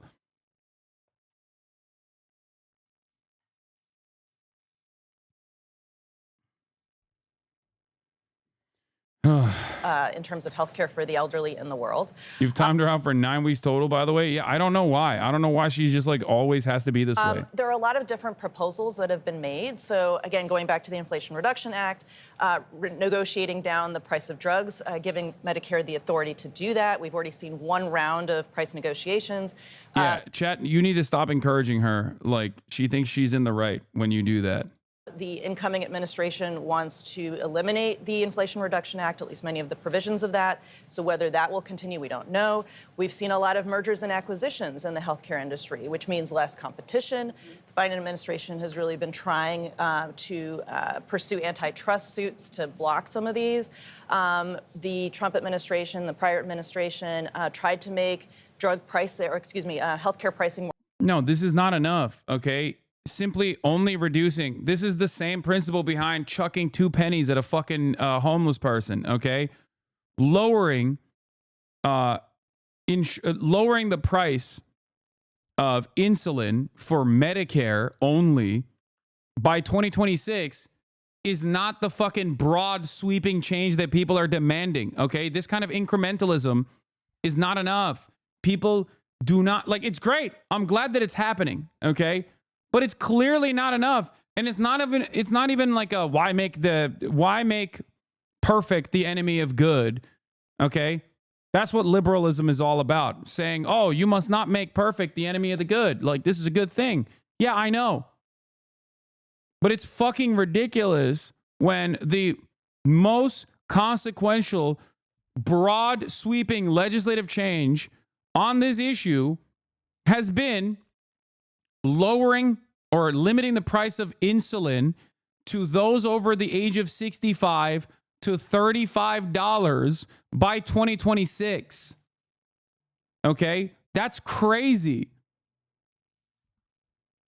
It's like you have a fucking gunshot wound on your chest and they offer you a fucking Band-Aid and they go, well, I covered, I'm covering some of your injuries. Why are you still complaining? You pay for insulin? My friend, Americans pay an insane amount for insulin.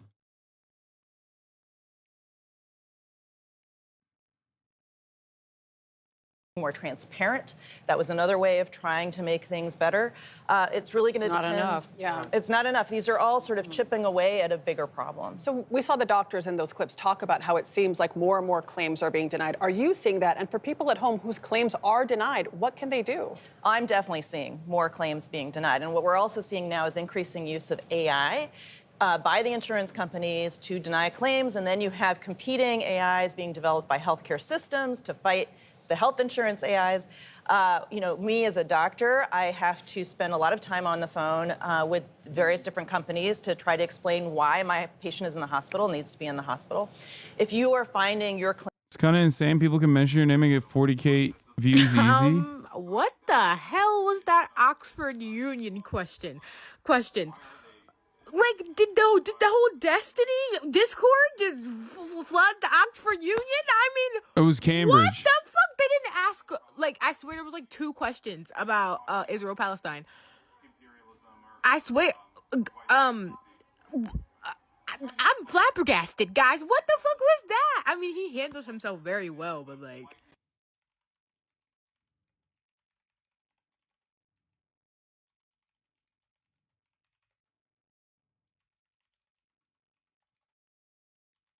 Video will be.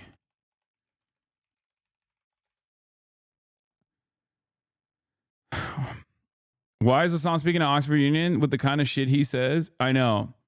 One must ask the question why all these other like reputable institutions don't feel the same way that you do.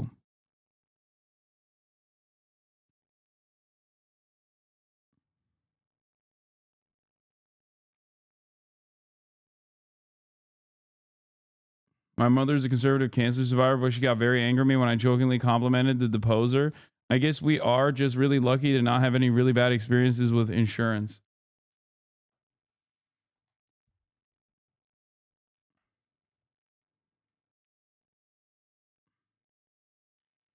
I think it's good that my haters were out in broad daylight. Daylight is a pretty solid disinfectant on how hysterical some people come across.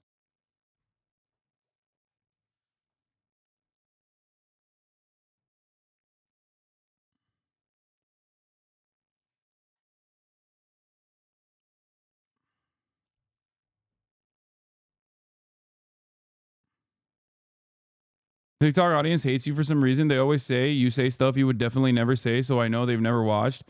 Yeah. Some people on socialist Twitter were calling you a useful idiot. Yeah, it's fine, guys.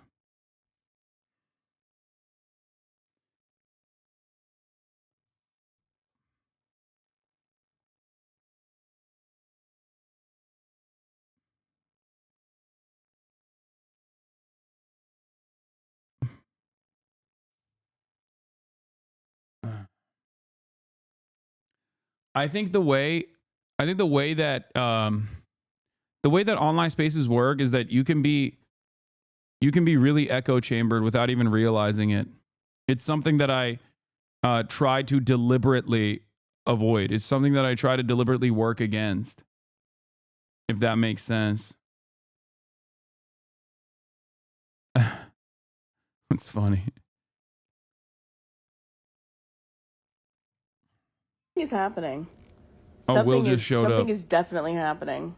And I would be remiss if I didn't talk about this particular funnel into the alt-right that is informing how the alt-right is reacting to this moment right now. Because despite Ben Shapiro uploading this video, this was their response. And I'll do the image descriptions for this, but yeah.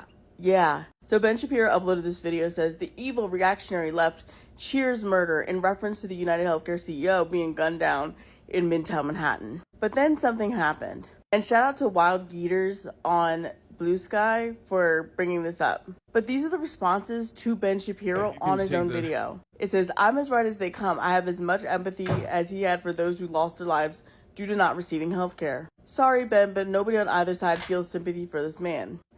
People are cooking Ben Shapiro and everybody else that were like, people are like, dude, I'm right wing, and you're ridiculous for saying this is a left right issue. But anyway, we're not gonna talk about politics because Willard Neff is in the building, and neither one of us have an outfit, and looking jacked to the goddamn gills. Okay, I've been packing it on right now, little boy. You're a skinny boy now. Put those down. Put those twigs down. Put those twigs down. I still got it, bro. We gotta talk about your progress photos. What do you mean? Man, just make an OnlyFans. Okay, dude, calm down. If you're gonna show dick on Twitter, just make an OnlyFans, Well, bro. we look kind of good, man. We look good. Look at this. Look at this. Hey. Not bad. This? Not bad. Yeah. Not bad at all, dude. Mm-hmm. God damn. So Will and I, of course. Hey, Chuck Dies. Thank you for the 50 gifted subs. Level 3 hype trade achieved. So here's the thing. Will and I both do not have a red carpet fit. That's right. As always. I think this year we should go to a Goodwill. I'm down. I'm down And to we do are that. only allowed to buy like $10 outfits. I feel like it might not smell too good if we're just That's fine, bro. if we're gonna be like It can't Austin. be as bad as Austin. Yeah. Austin in the stinky shirt. Yeah. Yeah. Scream your name. Thank you for the 5 gifted. So the streamer awards is starting at what at like 2 or something, but obviously the red carpet like doesn't end till I don't know when streamer awards actually starts, but we'll be there and we'll be supportive. 3 p.m. Yeah, it starts at 3 p.m., but obviously it's like, you know, the red carpet goes on to like 4 or 5, I think, right? I think like 6. I don't think Streamer Awards is till like 6. Kid Fury, thank you for the 10 gifted. Pope John Paul III, thank you for the 5 gifted. But we're still gonna go to our, you know, regular spots, I suspect. Yeah. But you know, where's Wake? I thought he was coming too. Oh, I can text Wake. But it's all good if he's not. Did he message you? No. Okay. But you said you wanted him to come. I did. We need more colors in the next merch like you guys are wearing. But yeah. Bro, I got my next merch has all kind of color in it. Black? No, it's got red. I got sweat Cedo pants. Your next merch is sick. Yeah. Will's next merch is crazy. What do you say to Will saying you fluffed in that progress pic? You No. absolutely fluffed. No, I didn't fluff it. Oh, come on. No, I just, dude, it just hangs. It Yeah, just hangs. it's crazy to like. It just Now hangs I know what a politician in a debate feels like It when just their hangs opponent like is just that. lying. It just hangs You like didn't that. give it one single. Nah, not even a tug. Oh not even a my flick. Why are you lying? I don't know what you're bro? talking about. Why are you? It's just etiquette to give it a single fluff. Please kidnap Wake more often. He's always on stream saying he regrets not hanging out more. Yeah. Oh my God, he's not gonna make streamer awards. He's boarding now. Oh no. Young Stinker, thank you for the 10 gifted. 2 men in baby shirts showing up. This is literally an XL shirt. Okay, calm down. This is a large. Yeah. So this is what happens when I stopped doing the Camp Canute diet and I started just bulking. I am, from the time I ended Camp Canute, up 20 pounds. What the fuck? Yeah. Goddamn. I'm huge right now. I've been eating so much protein. I feel sick and I have to sleep after every workout. But Myth leaked it, so I can say it now. It's because I'm getting ready for a fight. So I have to start cutting in like a month or two. I got to cut down to 175. So I'm getting absolutely fucking yoinked out of my skull. I'm gonna try and get bigger than I've ever been and then cut down. We don't have do not have a march to handle the sticks, so we're just gonna do it ourselves this time. Yeah, but Wake and I are not Wake. Myth and I are gonna be training together. So we're going to be streaming the entire training process. That's sick. Yeah. Okay. That's exciting. People are asking who your opponent is. You can't say, I right? can't say who my opponent is. I can't say what event I'm fighting at. I can't say anything like that. I don't think I was even supposed to leak it, but basically Myth last night just leaked it on stream and I was like, oh shit, okay. I guess we're talking about it. So yeah, Myth and I are fighting. We can't say who our opponents are, but we'll be documenting our jackification process. And you know what? I will be fluffing. Hell yeah. I'm going to be fluffing you. If anybody sees my dick, it's going to be fluffed. He's lying. He's lying. You think that man went through all that work to get a pump? His biceps, his chest, make sure everything's good. The lighting's good. Hikes the pants up. It was impromptu. And you think he didn't give that hog just one? It was impromptu and it was organic. No. You know, like that squeeze that they give the like blood pressure device? He gave 3 of those to his hog, I bet. I bet it was a wop, wop, wop. Because I wasn't even, I wasn't planning on posting it. I literally was like, I played basketball. My fucking underwear was still wet. Yeah, you planned on sending it to Austin. Yeah. No, I would have sent it to you, not Austin. Wow. Someone just gifted a bunch of subs. Thank you so much. I appreciate you. Colin, thank you for the 20 gifted subs. Oh, what's up, Colin? How you doing, bud? Listen, he's not going to say this. I'll say this. Fellas, if you're taking a photo where your hog meat is in the frame, not fluffing is ridiculous. Fluffing is not the weird thing. Not fluffing is the weird thing. Okay? Because your Wayne exists on a spectrum. All right? We're not talking aggressive hard-on. We're not even talking 70% engorged. We're just talking get it away from that, like, it's a cold day out and I'm tired baseline. You know what I mean? Yeah, I mean, that's true. You have to do that. But I think I was just lucky that it was hanging good. It's just hanging good that day? It was just hanging good. It'd be like that sometimes. You know? Yeah, it do be like that. Listen, ladies, I see some of you hunting, by the way. Ridiculous. They just don't understand. I know there are ladies that have taken nudie photos before that give their nips a little bit of the, hey, wake up. Okay? Yeah, it's a little ice cube. Little ice cube on the nippies. Let's not throw stones in a glass house, okay? You know who you are. You know who you are. Just one little like, hey, let's nip this out, okay?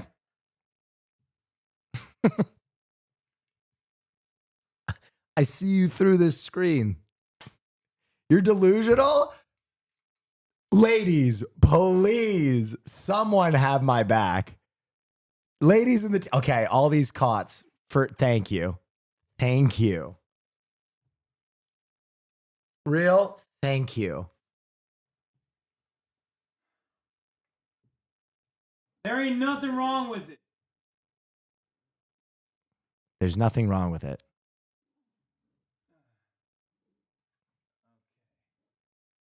And to my gays, it's okay to use Facetune to take the wrinkles out of your butthole. Okay, I made that one up. I made that one up. I made that one up. That one. I'm freestyling.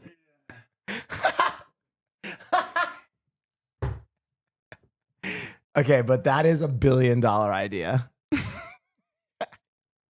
Write that down.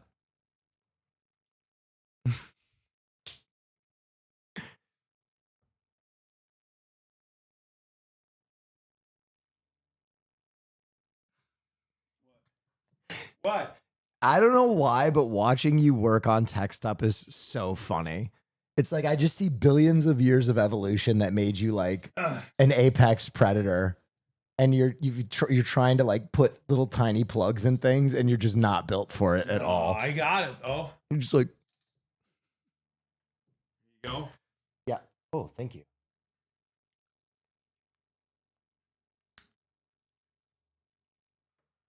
Do you know that they're calling Myth an unk now? What? Yeah, they're Bro, calling. we're grand unk if Myth's Yeah. unk. They're No, calling Myth that's an not unk now. good.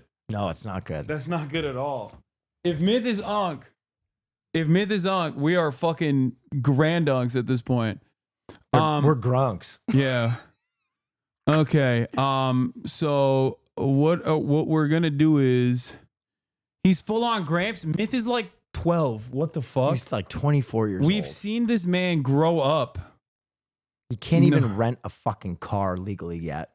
Wait, really? Wait, how old is Myth? 24, 25? 25? Oh my God, he's getting up there. Oh, Jesus. He's getting up there. We're so old. Will Neff is alive. I thought he died recently from a self-suck injury. He's alive and well, baby. He's live and alive. I want to point out that at our slotted podcast time, I was the only person that was available and ready. Wednesdays. And somehow I... Oh, God. Uh-oh. March has a different lens on this. March left us with a different lens. Bro, And you are literally surrounded by lenses right now. I know, but I don't know if any of them work on this. We can pilfer. It doesn't focus. It's not focusing at all. See? Here, you know how the camera shit works. Oh, yeah, this is... Fuck, there's manual focus. We're going to have to... I did it. I fixed it. There's probably an autofocus on here, though. Are there...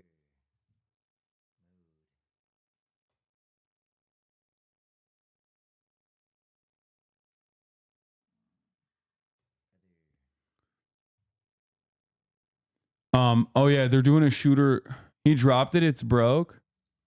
No, I know he dropped it, but it's fine. Autofocus. Yeah. Brother.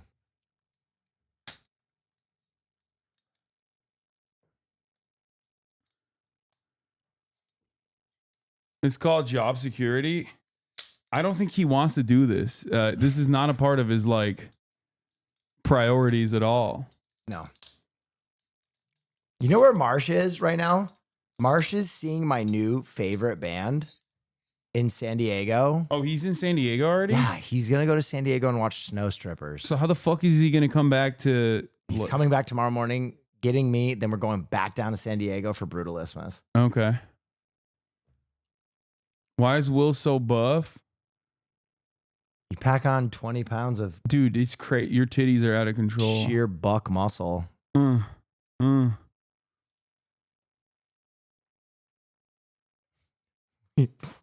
We look like goons. We do. It's great. Hold on. You guys should revive the Geico Caveman show. Yeah. Yeah. Okay. Camera's ready. It's got full coverage. Shit's looking good. I think maybe I might need a different because we don't have Marge. I was thinking like we could. Are you fine handling this? Like I'll be able to handle it too. But I'm fine. Oh, I can handle it. Okay. Okay, we're here. Hold this for a second while I go pee. We haven't even swapped it yet. I'm just. You want me to? What do you want me to hold while you pee? Just give it a taste. Give it a whirl. He's going to fluff right now.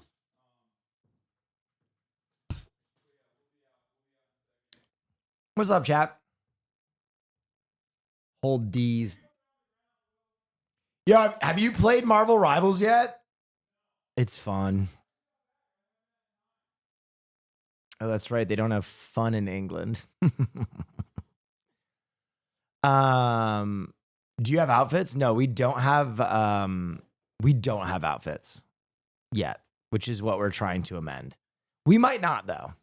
I might show up at Streamer Wars looking not great, tough. But we're going to try. We're going to try, goddammit. What else do I want to say? Bring back Survivor Reacts. Yeah, we're going to watch the newer Australian season soon. I think next week. I think we're going to do that next week. And then I have to get into Christmas stuff. And then we have Japan, fight training. We got a lot of content coming up.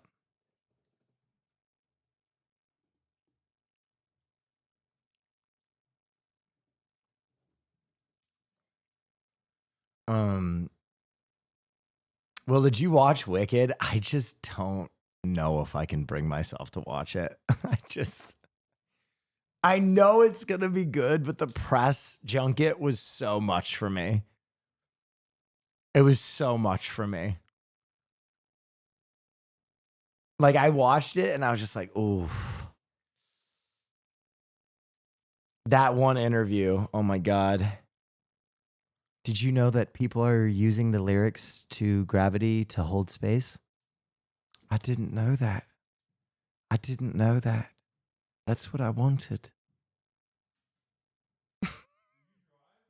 No, I took an Uber. It's what I wanted. It was a lot. Well, I've seen accounts doing that. I'm in queer media. All right. Hasan, you and I are also in queer media. Did you see anybody holding space with the lyrics to Gravity? I have no idea. He's been in England. He doesn't know. Yeah, I'm out of touch. Okay. Okay. All right. You're gonna walk out pissed off at the color saturation? What do you mean? Oh, Gladiator? Is that what you guys were talking about? Gladiator was not. Dude, I watched Furiosa. Shit was so good. Really? I liked it. It was okay. It was good. I mean, I haven't watched a movie in a minute, and I literally was thinking like it's gonna suck. But dude, did you see Anora? No, what's that? Piff. Dude, in a movie where there have been two movies that I think are like all time, Substance and Dune 2, Anora is like top 20 movies of all time for me. Movie bang. Did you like the what is it about? Do you know who Sean Baker is? I think that's his name. He did Florida Project. He did Red Rocket, Tangerine. What is it? Is it a scary movie? A sex worker from Brooklyn gets her chance at a Cinderella story when she meets and marries the son of an oligarch? Yes. It's incredible. Okay. I'll look at it. I'll watch it. I trust your judgment on this stuff. Penguin is pretty good. Penguin was sick. Yeah, I've been watching that right now. Furiosa was good. I think as such a fanboy of Fury Road, it felt not satisfying. I compare it to when you go to like one of your favorite restaurants and you get something all the time, every time you go there, and it's still fantastic, but it's like one of the lesser times they made it. You know, I maybe there's like one hair in the dish, or like it's a little cold, it's been under a warming plate. That's how Furiosa felt, where I'm like, I'm still eating a good dish, but there's a little hair in this. Okay. Dude, I couldn't stand Deadpool Wolverine. It's so Wolverine. Wolverine. Okay, chill. I couldn't stand it. I did not like it. I thought it was decent. I'm sick. I don't ever want to fucking hear like he's standing right behind me. The the fourth wall breaks. That's Ryan Reynolds shit, though. I know. The fourth wall breaks. It was so fucking unbearable, dude. Yeah. Oh, Fox is underwater. Like, I get the backstory of it all, but like, it's just, I don't care. Just make a fucking good movie. Like, who is writing the goddamn dialogue, man? Ryan Reynolds. Yeah, I could tell. It sucked. Wow, you got smoke for Deadpool, huh? Yeah. I didn't like it. Yeah, it was just like, it's cheap. It's so cheap. I don't know. I didn't like it. But what else? Okay. Oh, the Dune show on HBO is not bad. It's dense, but I like it. Season 2 of Silo has not been great, I'll be honest, which is heartbreaking. I didn't like the first season. That's crazy. I thought it was so like, and I love dystopian, like capitalist allegories. Like I love that shit. That's extremely my shit, like tech dystopia shit. And I thought the first season wasn't that good either. The first season of Silo was, but I'm not shocked the second season isn't good. Arcane it's just starting. Arcane is slow. immaculate. Oh, Arcane is, dude. Yeah, Arcane. I get why it's $250 million per season. You could pause every single frame of that show. Every single one. Each individual frame is a painting. It's an incredible show. Yeah, it's fantastic. We should go. We should go. All right. I'm trying to find a video to show them while, we venture off. Yo, play Snow Strippers. Dude, wait, can I show you Snow Strippers really fast? Type in Snow Strippers. I'm obsessed with this group. Obsessed. They're from Detroit. Go down. You guys see their first video. What if I'm a freak? Go to Under Your Spell. This is so my shit because they filmed their video with like a JVC handy cam and they're so Detroit. It's so budget, but they bang, bro.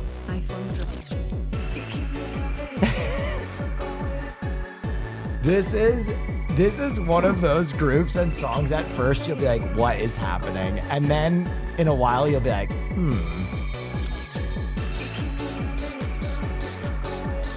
Okay, show them whatever you want.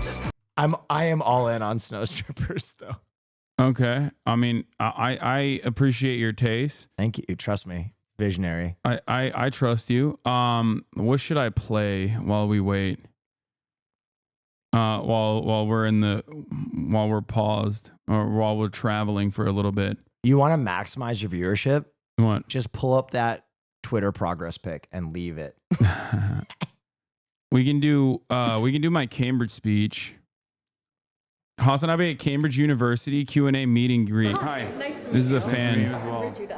Nice to meet you. I grew up in Chicago, so I Okay. was kind of wanting to talk to you Pause. about the DNC. Did Wes Anderson dress you? Dude, come on. What That's a good fit. happened? That's a fit, dude. I wanted to look collegiate. I wanted to look like a college professor. You look like you're about to engage in some hijinks with Bill Murray on a flat screen. Yeah, first of all, Wes Anderson has got great style. Okay? You look like you and Owen Wilson are about to talk about who has a worse father. Please, Will, someone needs to get on his ass. He won't listen to reason. Wait, you don't like this fit? Most people love it. I like the fit. People love the fit. But it is so British academia coded. Yeah, that's why I wore it. Because I wanted to look like a proper gent. Okay, I'll be right back. A proper lad. A proper prim lad. You look like Chris Hansen is about to ask you to take a seat. Wait, what? No, shut up. You're saying that because... I mean, you're wrong. Okay. Experience there this summer, because I had this feeling like when I was there that there was this weird like dichotomy of the Democrats going really. Is right that the New wing, Zealand some, accent? like, No, it military isn't. This is my regular old British accent. Carl Sagan ass fit.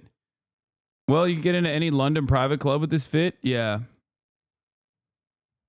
All right. What's the ID on the sweater? It's Lemaire. All right. Let's do it. You look like the first time you see a Marvel superhero when they're not in their costume. I like the fit. Okay. You know, like how every Marvel superhero is obligatory, like a scientist as well. You know what I mean? They're like, oh yeah, the Incredible Zonk is also he's an astrophysicist. I thought the fit was fine. Okay, I thought the fit was fine. I liked it. I stand by it. Here we'll do the questions, the Q&A from the. We'll do the Q&A from not the moderated Q&A, but like the Q&A where people are asking questions. It's just simply undesirable for people outside of the halls of academia, or people who are really in reason to claim that you are the institutional norm defenders. Okay. When in fact all you right. have no See you on the other respect for the side, chat. institutions at the end of the day anyway, and you know for a fact that the Republicans are always going to violate those norms and violate these institutions in an effort to get whatever their agenda is across. And Democrats don't do that. They don't fight. And I think that people have lost confidence in them as well because of this. And they have a long way to go, I think, to reinstate, to recreate that trust in them. Thank you. As we are here in the UK, I thought I'd ask a question about British politics. Love that. You haven't done The Voice so far during the main talk, which I think is we're all grateful for, but there's still time. I'm trying. I'm holding on. What do you think are the main conclusions that should be drawn from the general election this July and the subsequent first few months of the Starmer government? Oof. I said this originally. Obviously, Keir Starmer, also known as Keir Stalin, he was slated to win. He had the Tories had the incumbency disadvantage that everyone experienced all around the globe, pretty much, with the exception of Mexico. And he was going to win regardless. But I was very worried, and I think my predictions are coming true already, that his approach to fixing all of the problems that England and the UK is experiencing was not enough. There was another side of this conversation that didn't get as much coverage, I think, even in America, the Reform Party's movement and how successful they were. I think that's terrifying. And now it seems Nigel Farage is a more popular figure than Keir Starmer already. And I said at the time that if Keir Starmer does not, immediately work to fund the NHS and really hire a lot more people and fix public transit and try to fix the housing market in the UK, the Reform Party is going to come in inevitably and sweep. And I'm afraid that is the direction that you guys are heading in. Not dissimilar to what we're experiencing in America. Okay, my final question before we throw it open to the audience, a simple one. Do you think the world will be a brighter or a darker place in 10 years' time? Oof. I want to hope that it's a brighter place, but all trends point to the exact opposite of that, it seems. I feel like we're experiencing a lot of chaos all around the globe. Russia has invaded Ukraine. Now they're talking about potentially North Korean troops that might be deployed. Obviously, Israel is pummeling Gaza and is slated to permanently annex North Gaza. They're still bombing Lebanon as well. There's a lot of back and forth happening there, despite the fact that there was supposed to be a ceasefire with specific carve-outs that allow Israel to continue bombing Lebanon and killing Lebanese people. You have, I guess, the incel president of South Korea that decided to do the shittiest martial law coup of all time, who backed away because quorum was established. That was really funny. But there's a lot of chaos and a lot of instability, and I think more importantly than all of that, there is, especially in the Western world, these liberal democracies that have gone unchecked with no even ostensibly socialist or communist counterpower, any other pole that maybe moves people in the opposite direction, have had unlimited neoliberalism for the past 3 decades. And I think we're seeing the impact of that now and what that has done to the economies individually, and that's done to the public as a whole.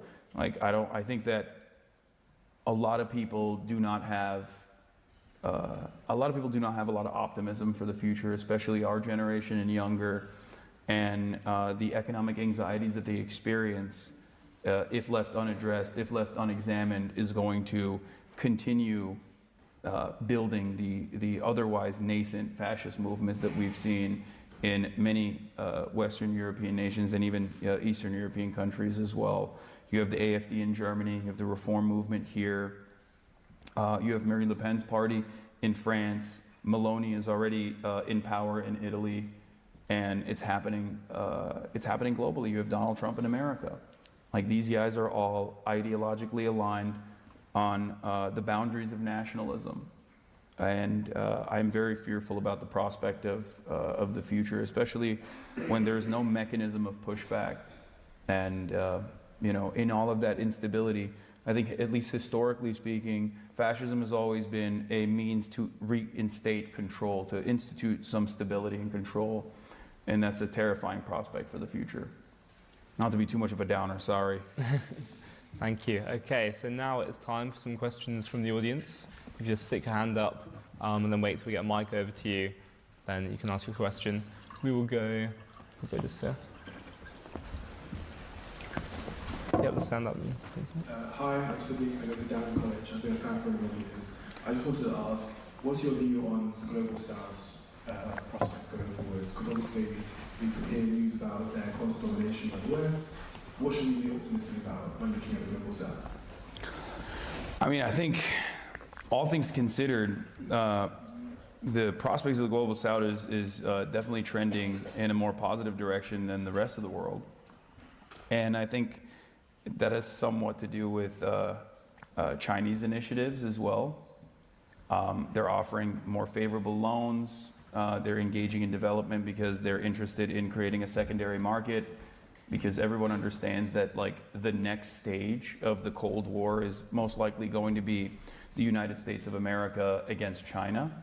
And if the tariff faucet opens up, all of a sudden you need other developed markets to be able to sell products to.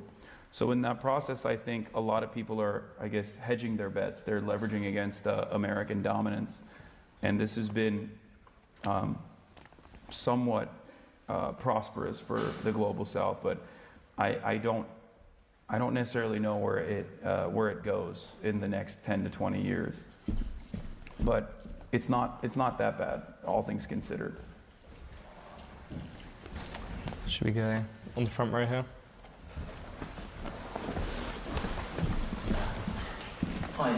First of all, I'd like to thank you for your moral force of your arguments, and I think most of us can agree that the people who perpetrated these crimes of Gaza should face the full force of justice. But I do struggle to see in your arguments actual moral consistency or constancy.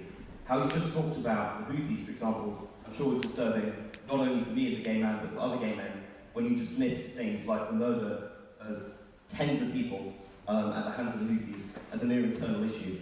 It strikes me that that doesn't seem very morally consistent. And likewise, I think some of your remarks on Gaza have been troubling for many women. As you know, in the October 7th massacre, the Hamas forces who entered not only murdered hundreds of teenagers our age, but also, according to the United Nations, committed a pattern of sexual violence, targeting many of the most vulnerable women, including people who were taken hostage. It strikes me to win this argument and to actually provide justice to the causes you seek about, you need to be morally consistent. And you need to understand that there's a universality in our values, where we must think about women and think about gay people, no matter where they are. And I'm wondering, have you always been the most helpful advocate for your causes? Great question. So, yeah, okay. Tell me when. What? Flipping it over. All right, welcome back. I think it's flipped over. I don't know. Welcome to another edition of HasanAbi and Will's Drip or Drowned. Today, we'll be shopping for the Streamer Awards, which happens in just a few hours, so the pressure's on, guys. What's up, YouTube? Yeah, we'll see if we're able to find something. What's up, YouTube? I'm Will. This is HasanAbi.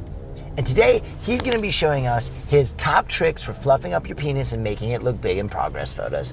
I'm not going to be Number 1, start the fire. Start the fire. Number 2, the fast slap. Okay. Let me close the windows. I hope the audio's good, chat. Is the audio and everything good? I have no idea. We're lost without March. Yeah, that is true.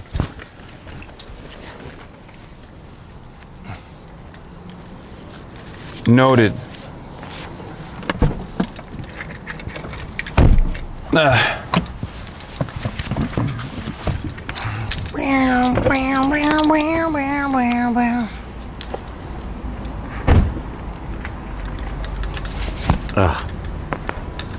All right.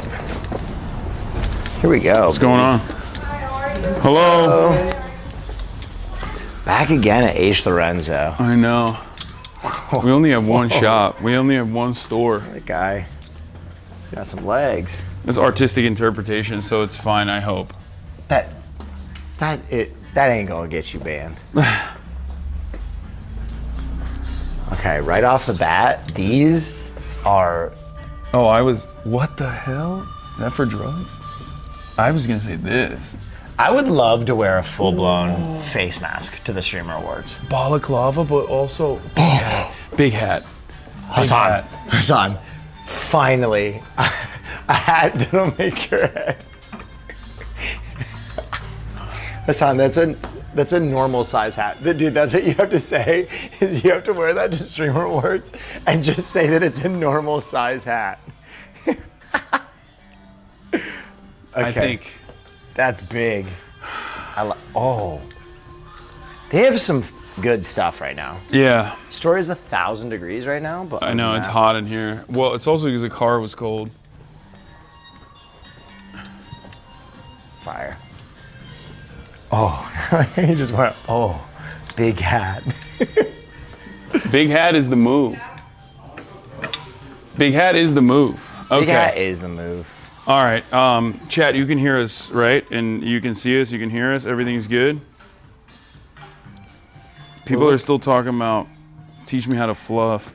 Also, the car is not smelly, and the only reason why it would be smelly is because Will farted in it when we got in the car. Are you gonna expose? Yeah. This? Do you want me to tell them what you sent me on the phone? Oh, that I was farting on the plane? I should have talked about it, but I forgot to. He literally sent me a message that said, Will, I love farting on planes, verbatim. I did, because it's true. This has got to be And I see no reason to hide it. Oh. Oh. I don't even know what that is. That's how you know it's good. That's how you know it's high fashion. Okay. You don't even know what body part to wear it on. We have a red carpet in a couple hours that we're trying to get fits for. We're probably gonna shop here, for both of us, and then we're gonna go to the other H. Lorenzo as well. But if you had any suggestions, whoa. This is really sick. This can be like formal, and also you can dress it down too. Whoa, it's got like a built-in. What is this? A little bag? It's a little bag, but you can take it off if you want. What in the heck? That's cool. All right, earmark that. Walk us around, show us a few things, and we'll grab stuff. We have like something like this. Whoa. What do you even wear something? You can wear like a button-up shirt with a nice trouser, like a black one. Yeah, okay. That one. That can be really cool too. Or I have like this blazer. Whoa. Okay, that's crazy. We got some wild stuff today. I mean, yeah, this is the wild store. That's pretty fire. Whoa. What size is the largest size you have for this? This is already oversized, but this is a large. This I need something bigger than that. Try it on. That looks. There's no way my arms. That looks straight up huge. No, look at the arms. Try it. My arms are not gonna fit. Try it. Okay.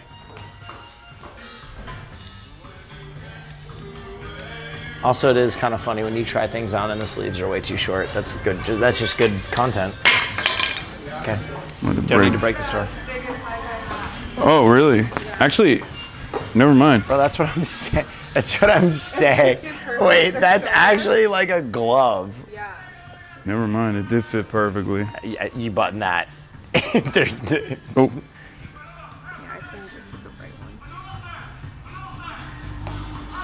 Dang. Wait, actually? What do you Maybe think? the old school one and done. Nah. What are you gonna get, Will? I don't know. You look fabulous in that. I don't like Absolutely these. Fabulous. What's up, fellas? How we been? Hey, how we what's doing, going man? on, my man? What's up? Good. Good to see you, dude. How's everything? Good. Pretty Chilling. good. Got my text? What's good? We're looking for a red carpet fits. Oh, nice. Yeah, in a couple hours we have to do a red carpet and we don't have fits. So we of course came here. Speed shopping. Best place to come to. Let me see the pants. This is the biggest size I have. This is a large. I mean, if the top fits well, the bottoms probably fit well too. Are those like flared at the bottom? Those are sick. Yeah, they play a little bit at the bottom. Like, What kind of shirt do you wear with this? you could wear like white tee. Like a really clean white tee would be really nice. Tank. Even like crew neck will be Yeah. Or like a tank It's top. kind I of can like wear. casual with the embroidery a little bit. Yeah. But it's still tailored, so it looks great. Is there anything else kind of like this that's like maybe less? I can try it. You can put it down, bro. You don't have to. You don't have to carry it everywhere. Hey, bro. This is where I came from. Oh. Yeah. It's like wide-legged. I mean, that's a little. That's a bit wild for my taste. I That think. is crazy. Yeah, it's definitely very like funky. Wait, let me try the pants Is that though. like Where's the pants for this? windbreaker material? Holy. Yeah. Wait, let's see if it. Let's do the trick. You're skinny legend now. It'll fit. Nah, I mean, just because I'm a. All right, go try them on. This is the trick. It's That probably. fits. It might be too tight, but we'll see. I'm gonna follow you while he tries that on. Ooh. I think this would be really sick. Oh, little Jean Paul Goot. Yeah. Dang. This is good. These colors together would drive me crazy though. This is like. Are these supposed to go together? The blacks Yeah, they look are. different. No. They're supposed to. They're matched. Huh. They're matching. Is that like a winter coat? Bro, what Yeah, in the it's patterned. world? That's crazy. Okay. All right. That's an option. Little Jean Paul Goot coming at you.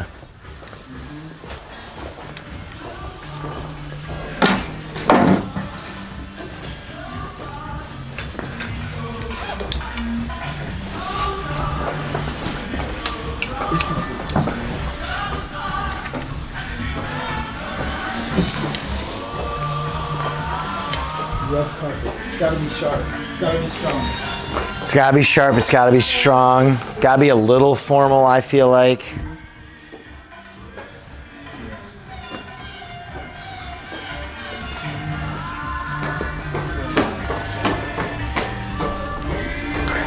I wanna go. There's no way this is made out of a tire. Yeah, it is. No, the pants are definitely too tight.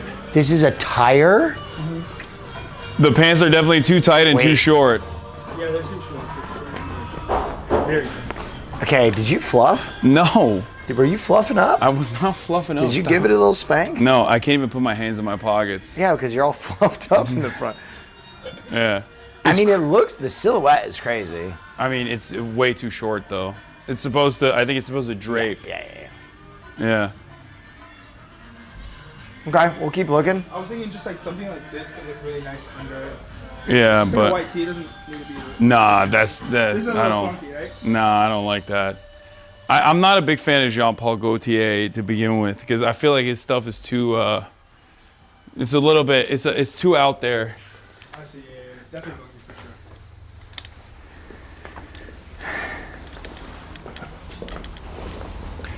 sure. Will always comes to these things and will be like, oh man, I don't know what to get. And then boom, he'll find something that fits him like a glove. And it's the best thing I've ever seen in my life.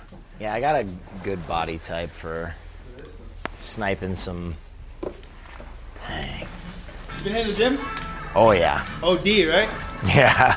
I can tell. Thank you. Congrats, bro.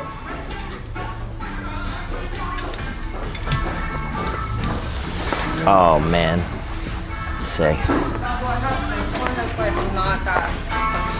Oh, I feel like that's supposed to go with those pants. Yeah, I think it matches. The pants are too tight. Dude, way too tight, yeah. And also too short. What size is that? It's weird because this is like a unisex piece. What brand is this? 44 women's type. Oh, that's not gonna. fit. That's not gonna fit me. It's super oversized, though. But yeah. 44. I mean, I'll give it a spin. All right. Give it a whirl. What's up, chat? I'll try the pants too if you think they'll work. What? Hey, let's go. Oh no, we're filming. Oh, okay. Yeah. What's up, chat? We're back. We got the transition lenses too. Can you see? Yeah, this would be kind of. We'll see. Give it a shot. Why fix not? the manual exposure. Like this ever? Occasionally. Yeah, 'cause this is like super wet, like a 70s, you know? Or zoot suit shit. I've been known to rock goofy shit like this. This is sick though. It's still like really, just like a pinstripe suit. Yeah, it's a really weird version. Yeah. What is this? This is sick. It's prototypes. They're based in Switzerland. The designers used to be on the original design team. Why is he naked? What We're happened? actually taking this apart. You guys pantsed him. We did pants him. You guys pants my man.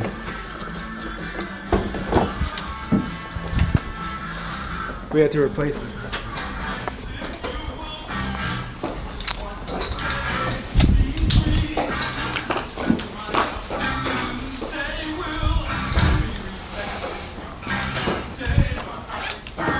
As far as carpet fits goes, chat, don't know how much success we'll find at this store.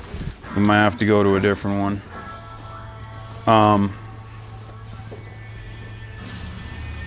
That's crazy to do on Gojo's birthday. Wait, what? I don't know. Did he pick a fit yet? No, I have not. I only tried one fit so far.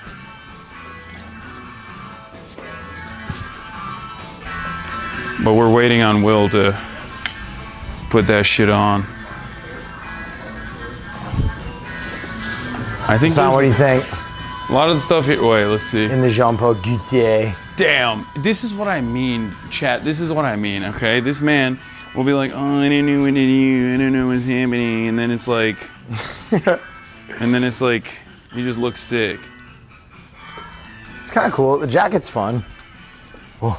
Wait, come back. Let me get a full. High fashion. I like these. That's fun. We also just got this coat from Oh, that coat is sick. How big is it though? I mean, they always make the biggest shit. Yeah, it's a large. Should fit, honestly. Let's see. It's a runway piece as well. Let's see. Boom.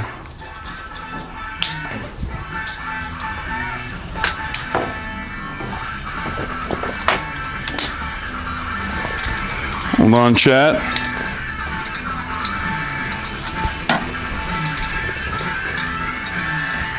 Why isn't this working? God damn it. Oh, there it is.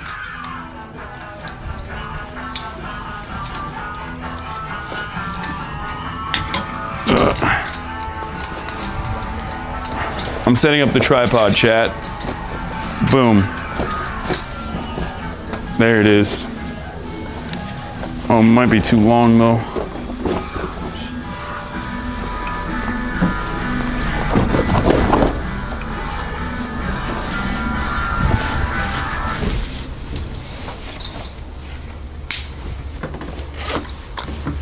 Let's see.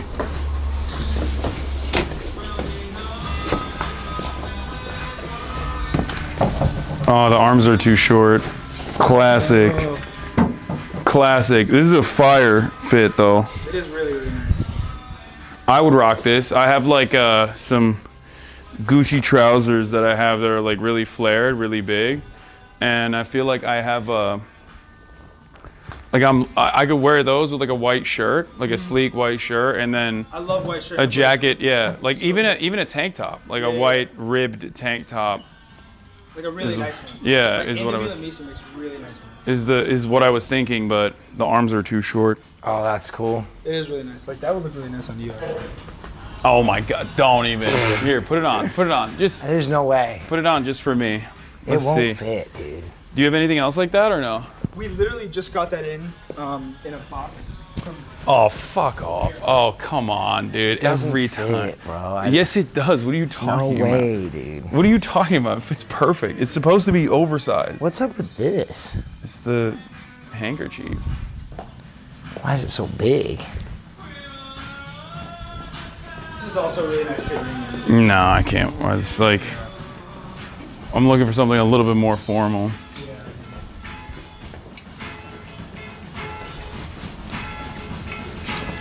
Is it gonna be like folding the menus or outdoor? It's like Joker indoor. jacket.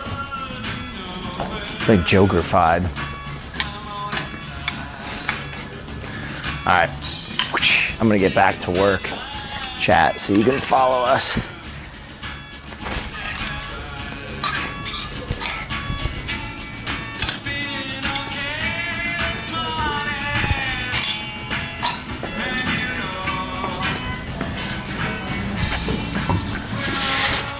Do you want to, I can... I'm getting back to twerk. I can collapse it. No, it's okay. I got it. If you want. Get back to twerk. Do we have... Did we look through all of the blazers here? Pretty much all. Like all the formal jackets and stuff that you guys have? Yeah, we have this coat as well. But this it's gonna be too small for you. Yeah. A lot of cool stuff, not much formal stuff. Yeah.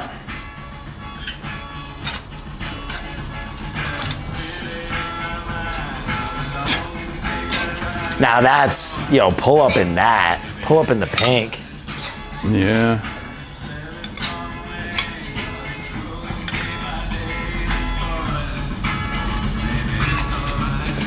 Oh, I'm gonna sneeze.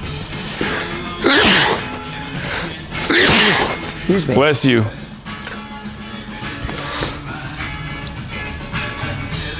Time is short, Hasan. All right, you want to move?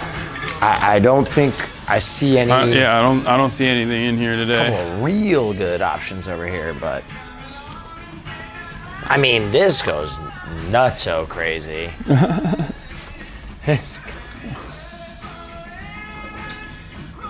Okay, this is XL and the price isn't even marked.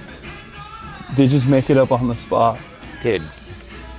They adjusted it how much? This is like the Roblox fit. Dude, I'm not wearing. Sign goes, I'm not wearing that. Okay, let's bounce. Let's then. boogie? Yeah. Time is short. This jacket is so sick, Will. This is so you. You already have the best version of this, though. Yeah, the Egon Labs one. Yeah. Yeah. That was such a get.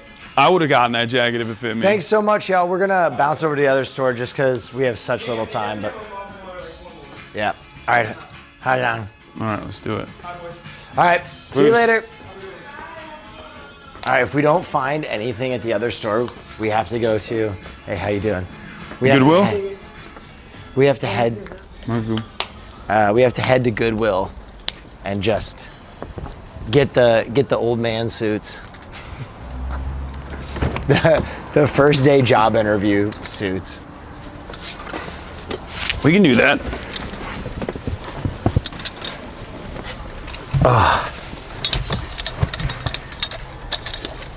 Okay, never mind. There is a residual stink of your fart now. Oh, come. You're doing it for camera. I take it back. You're lying. I originally said your fart didn't smell. You said you liked it. I didn't say I liked it.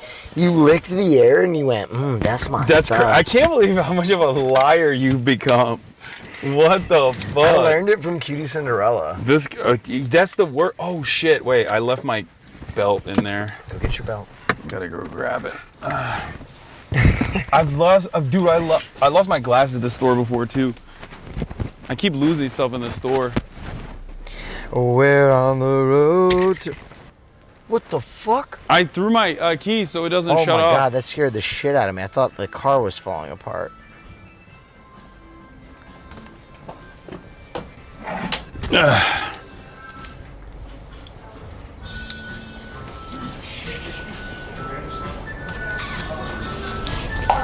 Next year, Hasan the Hun needs to be dressed by this guy instead of Will Neff. When have I ever dressed Hasan for Streamer Awards? What the fuck? Hello? Who's tweeting at me?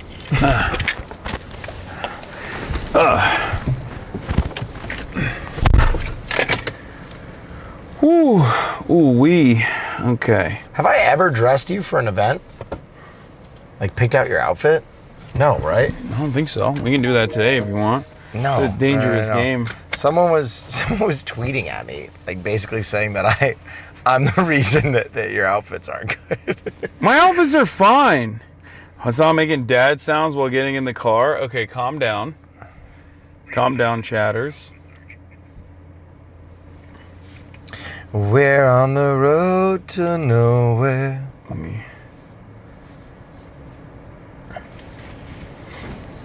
Let's not connect the device. No, because it just like ends up... You're not beating these dad allegations. You just grumbling to no one. Connect the device. Okay.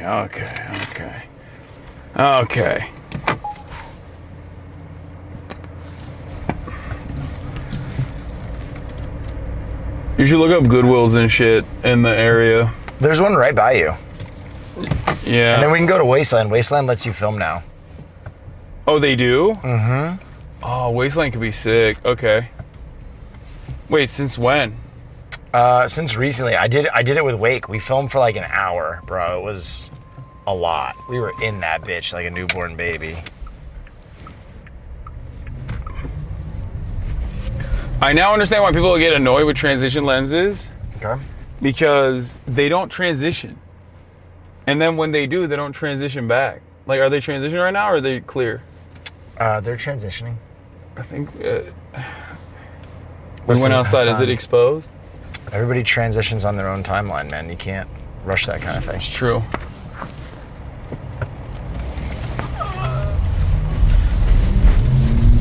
It's like not strong enough when it if it doesn't fully transition the glasses.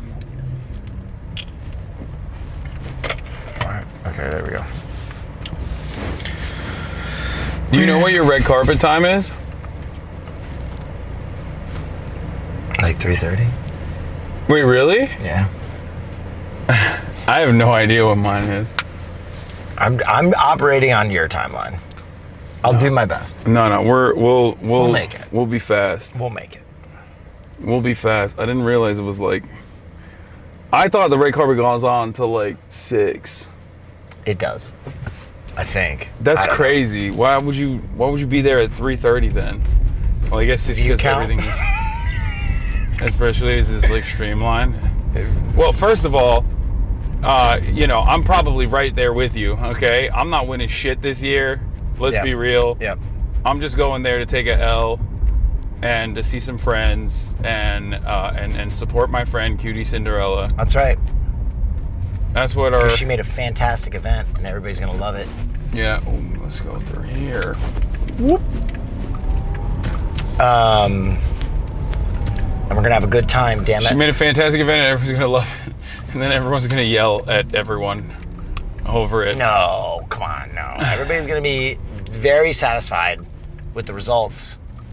Fans are gonna know that even if their creator didn't win, it's for the best. It'll motivate them to make better content in the future. Yeah. That's, like a normal, healthy reaction would be. Mm-hmm. Certainly, people won't go on like random, ridiculous witch hunts, and then yell at Cutie Cinderella a bunch. Yeah, no, that's. Not today, Satan. Well, hopefully there's a little bit of drama, because then it helps the Fear and Podcast. Because all of our post Streamer Awards episodes have been like crazy. They go crazy. That's true. I'm being a little selfish here, but maybe we can start some drama. Yeah, we should. We should be. Yeah. You want to take a bunch of mushrooms right before the Streamer Awards, and that's the drama? You and I are just tweaking. No, because I'm so agreeable on mushrooms. It would be the opposite of drama. Someone could come up to me and try to fight me, and I'd be like, "Oh, I love you, man." Yeah. Why don't we think about I have no issues with you ever. Why don't we talk about this? Passing the old Will house. Crazy. The house that Funk built. Truly. More parties per capita happened in that house than any other house in Los Angeles.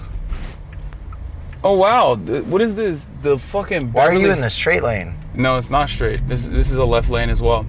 The Beverly Hills Estates, what the hell is that? Wait, you're going the wrong way, brother.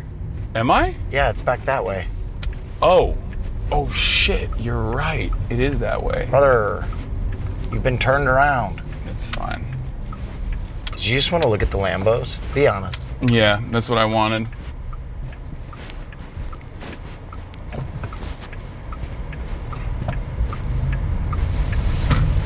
Boom. We're on the road to nowhere. This used to be the Spirit Halloween, and now it's Beverly Hills Estates, a global brand, but it's also shuttered. Bro, I used to pay $20 a month to be able to park at the Spirit Halloween so I could, because I didn't have a parking space. It's not a bad deal, though. Not a terrible deal. I just remember that I didn't have parking where I lived, so I had to... Oh my God, I remember parking there as well, and then them giving me grief. Yeah. And I'd have to go in and talk to the Armenian dude that owned Spirit and be like, come on, man, it's okay. Like, I'm going to tow you. You cannot park here. Every month, bro. Yeah. Like, come on, we're friends, dude. How many times are we gonna do this? Yeah. He'd like leave me notes. Your friends cannot park here. They cannot park here overnight. Like, there's no one else here, man. Please. Yeah. You were giving him some side money, dude. It's not like Spirit Halloween is a sustainable business. No, dude, I was giving him a lot of side money. Yeah. Damn, that car is sick. Look at that. That's what I want. That's a Resto Mod Bronco. That's crazy. Yeah. That's so cool. I also remember, like, when girls would stay over, setting my alarm at 6 a.m. to go out and feed their meter so they wouldn't get towed if they stayed over.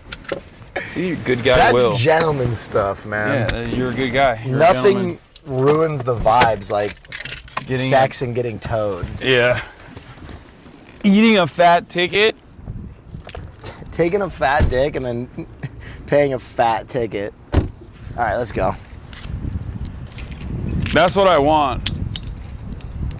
Look how nice that is, dude. Bro, this is so overexposed. It's like we're on the sun right now. He would know our way. Wait, it's not letting me turn down the... Hold on. You're probably going in the wrong direction.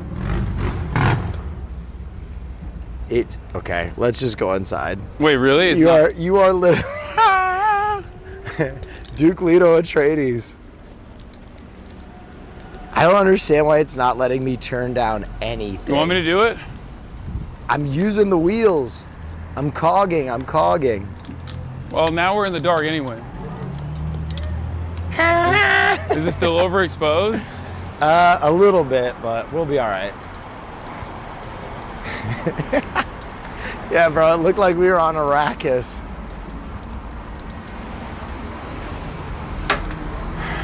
What's going on? Hey, how we doing? What's happening? We're back. What's up? What's up? We're back with the same requests. Is it about the coat? I'm doing all right. How about yourself? Someone bought the coat? Yeah, we have another red carpet situation. I exposed the information of the person that bought it. Okay, were they famous? But a famous person did buy. There's look at no those fucking way. pants, dude. A famous person bought the pontoon coat. No. Yes. No. Made it look good too. For what? There's no way they made it look The good, pontoon man. You is can't. the Listen, end of we're an regulars era. now. You can't. The end of an era. I didn't think it was gonna look that great either. You tell me how much H. Lorenzo paid that celebrity to come in and buy that coat, okay? To save your rep. I took it to the. Actually, I took it to their hotel. They tried it on. Really? That's so cool. Why don't they tour at the hotel? It was amazing. The end of. I can't believe All right, it. one piece of evidence. I have one question. Were they American? Really? We have streamer awards. We have a red carpet. Yeah. In like 2 hours. Bro, Yeah. I got something for you. Okay. Leather chinchilla from Entire. Okay, that's Incredible price. that's insane. Wow. You don't guess how much this is. What? Is it a real leather coat? Real leather. Okay, let's not. For let's not chat, talk- for chat, it's definitely No, not I'm real not- leather. Oh, that's so cool. That's crazy. What? What? You the trench with the hood? I hate the hood. I love it. That's the. Snap it off. Whatever. Oh really? I love okay, it. that's a little bit. Okay, we are a couple of real good options over here. But So you said this is a good price? this is amazing. This quality. Let's see. Bro, Oh this- my God, it's this a is- duster. It's a duster. I Your mean, power just magnified so much. I mean, this is crazy. Guess how much? How much? 1,500 only. I mean, this. That's good for a leather coat. Yeah. Your power just magnified intensely. Amazing. Right. The thing with dusters is like I feel like it'd be nicer You look if like there was Walker, like Texas Ranger. if we could just like pull it in a little bit. You know what I mean? Because I'm so block shaped already. Yeah, where but if where's some silhouettes, it's gonna look good. I love it on.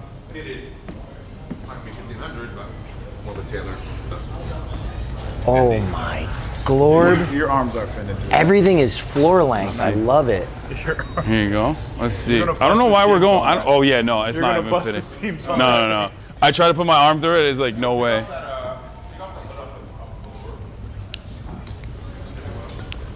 All right, Why are we I going like, with I like where dusters? your head was though. The fabulous deals are what we're looking for. Fabulous deal. The fabulous deals and the fabulous styles. Will's Mr. Deals. I love a good deal. That black and purple coat is still there for me. It is way I can't lose out to another celebrity in a hotel room. He's gonna take my styles. Okay, that's the Mandarin collar is insane. Yeah. Oh, wait, try that on. Well, that's too small for me. But what would be the pants for this? I don't know why I have this double exposed actually.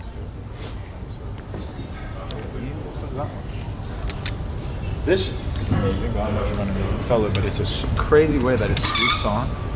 What the hell? I kind of like it. I love it. Wait, is this big too? This might be my size. What it's the way the it's double. fuck? Wait, I mean, what? it's not a duster, but we'll try it. You're really on the duster tip. Just giving the people. Dude, look at what? Wait, you gotta flip it back, brother. Definitely a unique piece.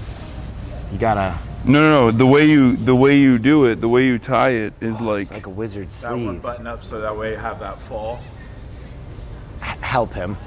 No, I got it. It's wrapped up. It's like not a double breast, but it feels like a double breast. Whoa! Oh, that actually looks so cool. Can you wear and it fun. open? I think you can. Bro, no, that Hasan, this with the drape looks. Go look at it in the mirror. Wait, It looks these are so the pants? Those are the pants, but I don't know if I have your size unless you can try to open these up. That's crazy. If I wait, the top is so large. He's been fluffing all day. There's no way he'll fit that. Oh my god. This is crazy. Bro, that jacket is so cool. Is this supposed to wait? This is how it's supposed to look, right? Yeah, you can. That's the thing. It's one of those jackets you can play with it. You can really make it your own. Like you see, there's this second button up here. Do you want to bring it all the way up? It's crazy. If you ever have to speak at Oxford again, I'm not wearing this at the Oxford speech. You do that, and then you have another one on the inside right there. it's definitely got some hot professor at Harry Potter going on. I'd probably go lower, but then you have this one, There should be another opening somewhere on one of these. There's right there if you want to do a more traditional style. What do you mean? So you see how that's technically? Yeah. Oh. Yeah, if you want to just go over, I don't know how, then it tapers from this side, I guess, instead. It's crazy how this whole thing could be. This is insane. Oh. There you go, then you go through. Wait a minute. Match 'em up. And now, yeah, there you go. Wait, oh, let me see. Yeah. Turn towards. Insane. Such a unique jacket. It is a unique jacket. All right, what do we got? What else do we got? Let's table this up for now. You're not trying to go Issey Miyake suiting, right? They have Issey Miyake suits? Yeah. Oh. Done with like something like this underneath this. Oh. To give it that full vibe and have the arms come out, real suiting. You just don't have any black. No. That's too informal, I think. Yeah, let's see. This is Issey Miyake. The wild women, the ripping and the tearing, the ripping and the tearing. Issey Miyake is so cool. Anything that do not make anything made for your. Wait, really? Anne has the worst arm hole ever. Like I can't fit any. You have this. Chance if you want to go with that. That's not a good way to be known if a designer is known for their terrible arm holes. They like frail boys. Around the Yoji, as you can see, Yoji's like. It's not a circle. Damn, people are just Yoji's taking these totally off the shelves, huh? Just Whoa, flying what about off. this? No. You've worn that before, I think. This is like if Martha Stewart made a really cool piece. I just wear that, no arms. Try it.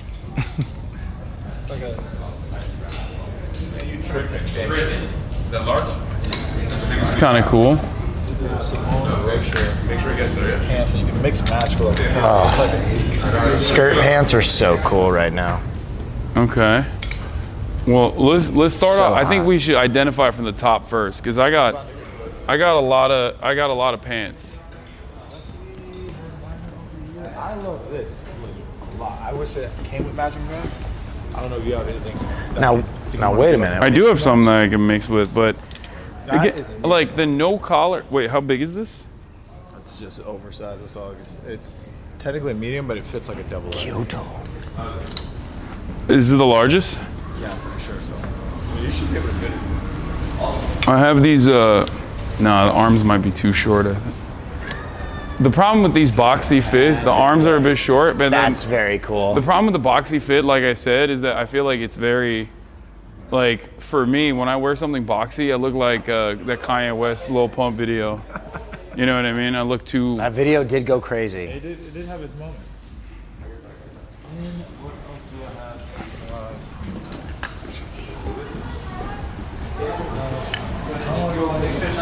I have? That's a little crazy. Way too crazy. This, you want to talk about a tailored moment? The backing on this is incredible. Yeah, that is nice. These. Just go full Bodhi. Okay, hear me out. Hear me out. Hasan. No. Hear me out. No. Dude, You're coming you're in like a naughty little boy coming coming in in for Oktoberfest. with the gimp suit. I Get don't know about that. Okay, let's see what. That's cool. This option too. Ooh, I like this. And this would be your size. It's probably the size smaller.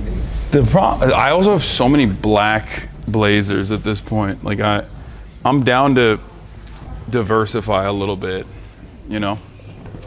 The arms are too short. Arms too short again. So far the green one's looking the best. Okay, we have some amazing hacker yeah. glasses this time around. Pants. Do you want to do a whole thing? This is always my favorite part of coming to H. Lorenzo. The arms are a little short on this too. Yeah, it is sick, but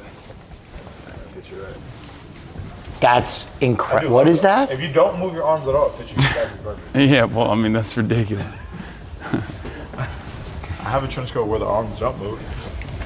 Yeah, well, you have the pontoon one. It's gone now. Pontoon's gone. Don't talk about my lost love like We that. still have the black and purple one for you. That Okay. black and purple jacket's Okay. ready whenever you want it. No IMC? Which one is it? No IMC with the...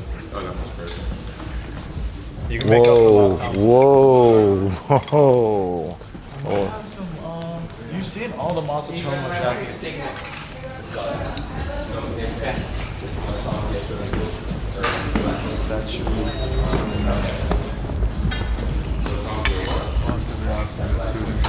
Be honest, did you give him a deal on the pontoon coat or did he pay full price? That was a deal. Okay. Yeah. Okay. All right, we want to get to the, the bones of the situation, yeah. It was a buy one, get It was one. flying off the shelves, Okay, dude. this is what now? Okay, what is What? like arm?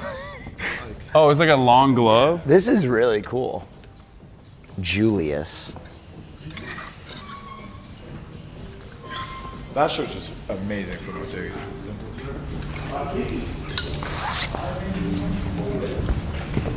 Have you tried this before? I own that. You own it, yeah. Yes. I wore that at Oxford. It might have to be the green suit. No. It might It's have too to be the much. green suit. The green is too much. Wait, it's never too much. I'm doing too much It's with the never green. too much. Yes, it is too much. We could go. Sorry. Never too much, never too much. Ooh, this is cool. Entire studios. Probably the best price. Oh, the arms are too short. Damn it. Oh. I thought everyone made short arms. It's not. They don't make. Incredible, mom. Yeah. I know it's not for. It's not for. Yeah. Gosh, This is sick. It's just like I said, the arms are. Do y'all have a restroom? Yeah. Okay, I got it. Oh, I remember. Hasan, I'll be back in 30 seconds. Hold this. Right. Weep. Chat.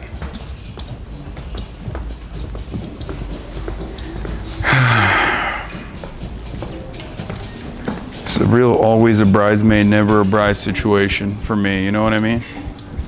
I always got that. I always got stuff Hey, what's up, here man? that kind of fits.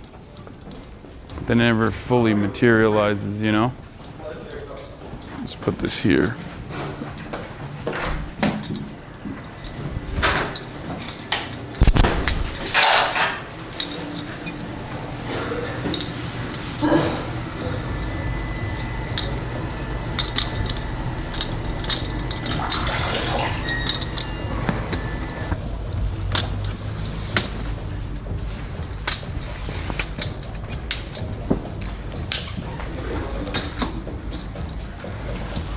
Boom.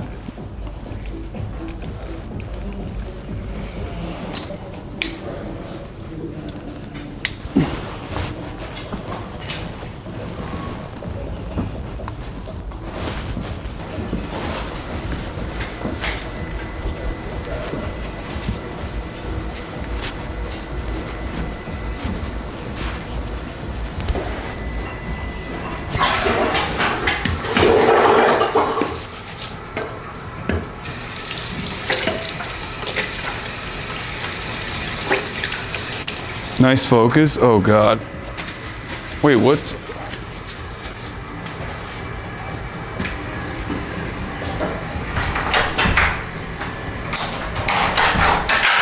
What about now? Oh, Will's piss mic? Oh no. Oh no, Will is doing piss mic. Will's piss micing. And at least he's washing his hands though, so that's good. Will, they heard you pissing. I covered it up. You can't cover it up. What do you mean it can't? Whatever, I don't give a shit. They said W hand washing. Masatomo. I mean, that's so basic. Like, This is a I don't think I would need pants to go with it. It would be mixed matching. All right, well, let's get you sorted out. Because worst case, I got some stuff that I can put together. Here you go. Yeah. Listen, I'm not like him.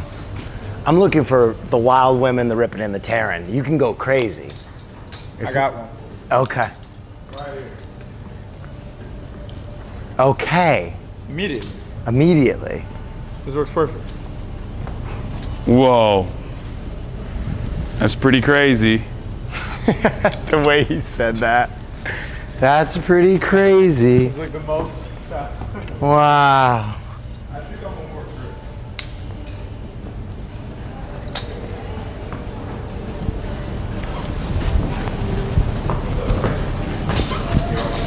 Is this the guy with the jacked up armholes? Bro, everything fits this motherfucker perfectly. It's crazy. How is that possible? You have the unfortunate thing of being tall. Yeah, and fucking swole, dude. This is, I feel like I will pop this, though. I can't bench that much. Really? Yeah, I'm not, my bench is my weakest, I would say, out of all my. Yeah. Everything is his weakest. You say it so, you say it like I could deadlift like a motherfucker, but I can't bench press He that got much. real hurt because I went and worked out with his trainers one time and they started talking about how strong I was. He got real sad. Because it was fake. Because It was fake bullshit. Fake, he said. They knew that it would fuel me. Yes, all right. Yes. They knew that it would fuel me. It's a good price, too. Now we're getting weird. Yeah, that's what I want. Let's try Whoa, some that weird is stuff. sick. This is star power. Bro, every time we come here, they're like, whenever we go to, let's find something for Will category, it's just like the store opens That's up. because you're not willing to take the chances and wear the crazy stuff. No, They I would bring you rock the crazy that. stuff and you're like, "Ugh." But I would rock that. It just wouldn't fit me. Also, it's too small on you too, so. Yeah, it's tight. Yeah, I'm a little thick right now. I'm a little beefy. Yeah. I'm bulking. I like the idea. Right now? What's up? You're in your winter arc? Yeah. I'm on get big era. You're not even thick like that. You're just like strong. Strong. Oh my glorb. I'm never really a tan guy. Feels crazy.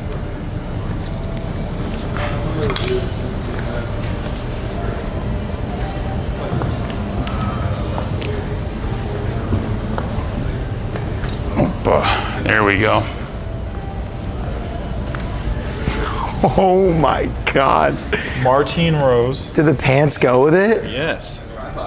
Martine Rose. Oh my God. That's pretty hard. That's crazy. Yeah. It's like a rap video in the 90s. Hey Ma, I slide. Button it up, do it right. This is crazy. This is... Wait, I'm trying to see how it buttons. That's why we just were black right now. We just bought a lot more suits for next season. Oh. And we bought big stuff. Well, it's not gonna help me right now though. Next year's awards. Wait, so what's up? Y'all got nothing right now for real? Am I cooked? You guys came in between seasons and was getting boxes. This is kind of crazy. It's sick with the yellow pants. Whoa. What do the yellow pants look like? Oh, those are way too long for me. Wait, why are they so long? You would have to get them. I think they're supposed to stack. I think you're supposed to do it. Oh yeah, it's one of those. Yeah, because if you see how the bottom wrinkles up, it's supposed Yeah. to stack to kind of Brother, stack? Yeah, it's supposed to like look There's crinkled. stacking and then there's... Yeah, no, that's how it's supposed to go, and then you're supposed to wear like a boot underneath. Like very cowboy Oh. style. I like this, but I'm gonna be honest, I don't think I could ever wear something this hot. I think I would sweat my life away. What about like Bodhi or Marnie or anything like that? Anything like colorful? What? Go, we could go over there with our Ernest W. Baker has like. This is cool though.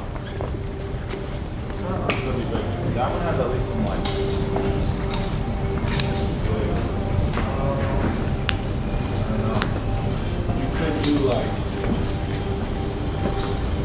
this VOD set. That's Will Neff written all over it. You think? This is nice. Let me try on the top. It's loud. It is loud. Is it corduroy? Holy God. Yeah, but it's not going to be as heavy as the leather. That's true. Yeah, the leather's... That leather was dense. You were going to die. We... Oh, good. Oh, there it is. Now it's charging.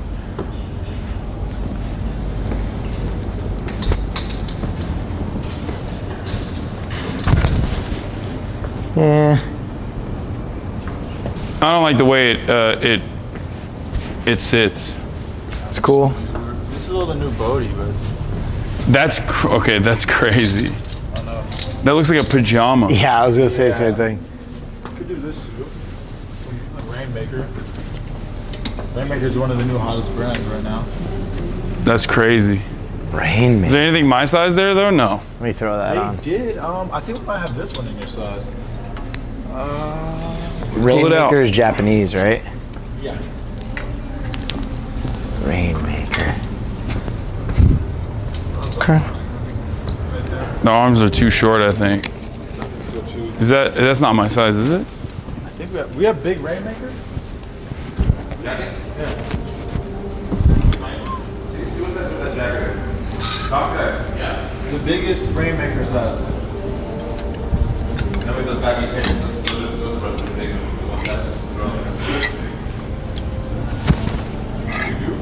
You wanted this sailor?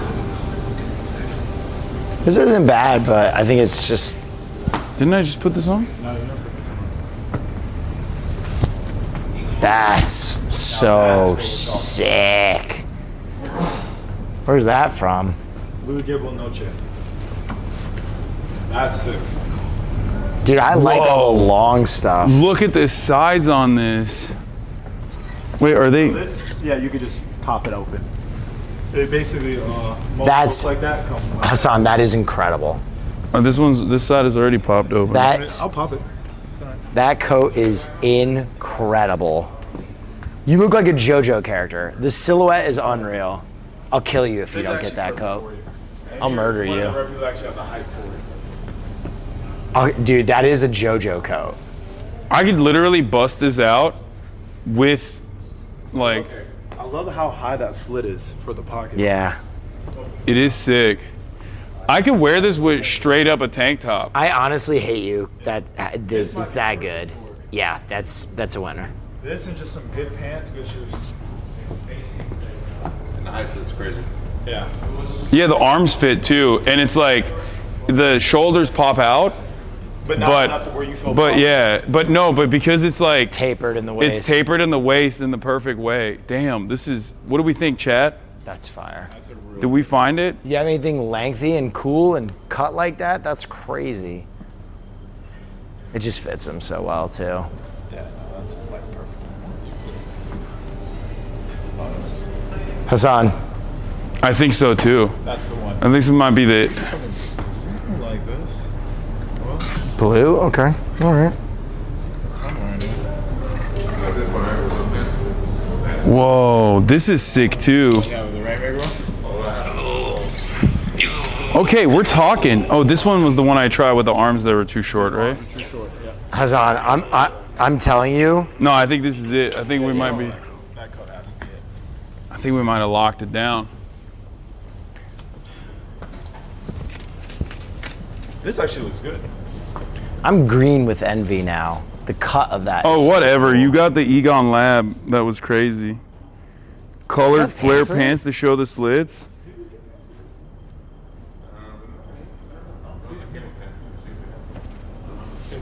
This has like a Jedi thing going on. Oh, I like it. I like it a lot on you. Yeah. You might have to mix and match the pants. Dante, do you know if we have blue Gable Noche pants that match this? Blue? Yeah. If not, just go with a really good, like, since there is a little black in there, you could just go with a black trousers and do a mix match. Wait, let me see this. I love the way it looks. I do look like Obi-Wan Kenobi right now with the pants. There's different pants, but the top is incredible. This is so Yeah, he's so locked in on so that. good. He's so locked in. That's like a coat that's sitting for a long. Yeah, it's sick. All right, let's see what I can do with the like on the pants side. I guess I have pants for it. I have like navy. I was thinking of wearing these really hyper flared Gucci navy pants that I have, and then some boots underneath it, and then for the top, I would just need like a ribbed white tank top. Yeah, which you can get basically anywhere. We probably don't even have a ribbed one. Or, I mean, what about this? Something like that. You could go with a collar underneath. Is there anything? Is there anything like this, my size? Might have something big like that. What about this underneath? What the fuck? The fuck? What? That's a violation. Some jammies. Whoa, this is literally like the Mormon undershirt. Like this is Mormon underwear. What is this? Why is this hole exist? Cause it's bespoke, dude. I can't really describe that, but I have no answers. Wait, what the fuck? Dude, they got underwear too. It's the same shit. Oh yeah, the underwear is, for the experimental. Where's that? You gotta expose some of that hip. A hip meat. That doesn't make any damn sense, dude. Okay. LED mill suit for you. Okay, now we're talking. This would be good. I like funky cuts and stuff. Yeah, let's get into it. Okay, fair. Oh yeah, it's magnetic, so there's What? no buttons. Okay, I like that. Yeah. Do you have this on my size? Let's The jammies? No. You can pull the jammies in his size? So basically, you undo this. That is strange that it's got a magnetic button and then it's got like the most complex sling. It's like, I'm gonna do all this for you. Okay, that feels like it fits. Now let's do this. Let's get the sling back right. Get it over here. What happened to the sling? I don't know. Oh, I was like, give this. There we go. I think it goes. There you go. Oh no, something like that. That is a great. Whoa. You want it like this? Dude, side? chat, look at this. Yeah. And then. I don't know, maybe- Is it supposed to lay across like this though? It is. I feel like I'm doing something wrong here. Oh, there we go. Found it. I love complicated things.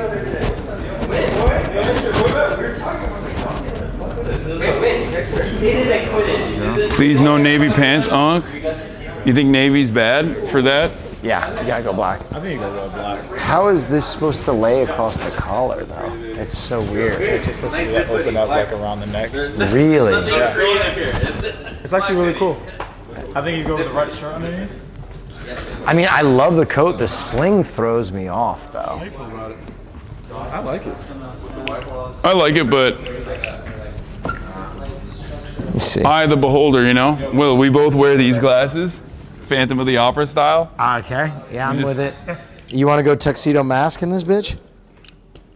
You can leave it a little looser. Bro, I've never. Oh, that's not even a real hole. It is. You just gotta bust through it. I feel like the glasses that you guys sell here are in the year 2038. You know what I mean? Like that's all the glasses that you have on for sale here. I'm gonna have to stab. No, it's all right. It's all right. It's supposed to be. I just want to see what's good with like the different lengths on this. The cut of the coat is really cool. I just don't. Also, with the magnetics, I feel like I might just be popping it. You pop your chest that much? No. He's brolic. He's a brolic boy. Just like anything. Yeah. You can't really. My tits are gonna fall I out. like the way you just flop back. Wait, I do kind of like that. That I can be like busty anime girl. You know what I mean? What up? Nani? I have a bunch of pants. I'm not. Yeah, I have a lot of pants. I have a lot of black pants that are sick. I have a lot of. I'm not worried about the pants. situation. So it's the top. Dante, did you check for that little go check? No. Oh, you don't have it. Bro, I have no idea what I'm gonna wear. You found something. I'm in trouble now.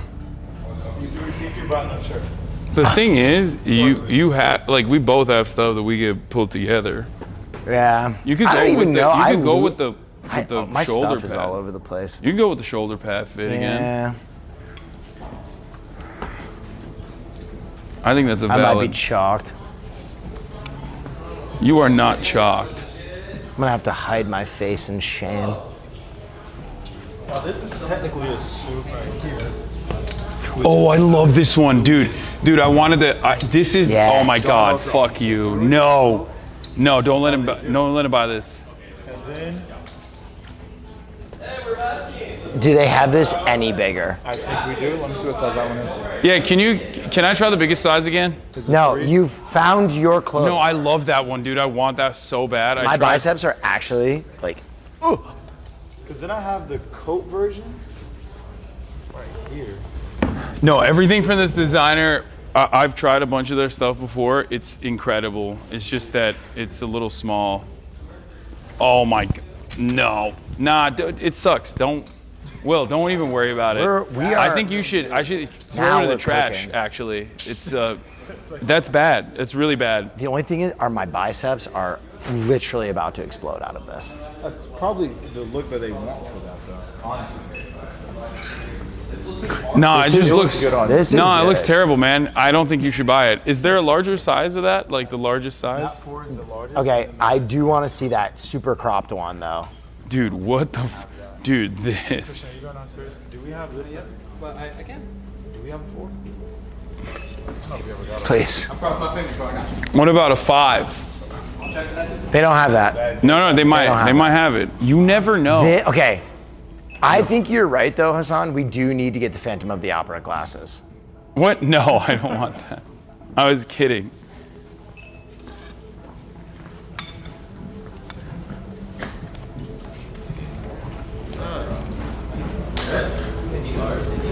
Oh, he's trying them on. If we're not going tuxedo mask, It's the last one, right? The cropped one? Yeah. It's a nice red. no, the cropped one is the last one. You want to see it again? See if it's... There's no way. I mean, I'll try it. No, it's too small. You shouldn't get it. I mean, I'll try. If I can't have it, no one can. I'm not mad at the coat, though, and doing a shirt with it, because the coat looks good. We both go tank top. Yeah. Big jacket. Dude, it's the Matador shit. That's why it's so sick. Look at the back slit on that. God damn. Bro, why isn't this just a little bigger? Yeah, on the arms, I do see you would need one size up. Son of a biscuit. Yeah, welcome Anything to else my like life, this? dude. I Yeah, love the crop shit. Keep hitting those weights, big boy. Okay. Don't skip out on arm day. All right. Okay. Just because I have these absolute Yeah, yeah, dude. You got no, it's fine, Just man. because I have these 8-inch, It's cool. 18-inch. It's cool. Yeah, it's not so great to be on the other side. The long stuff is cool. The crop stuff is cool. Gotten pretty damn close. Now, If you want to go long, you go with the same one he tried on earlier. This one, not colored, but.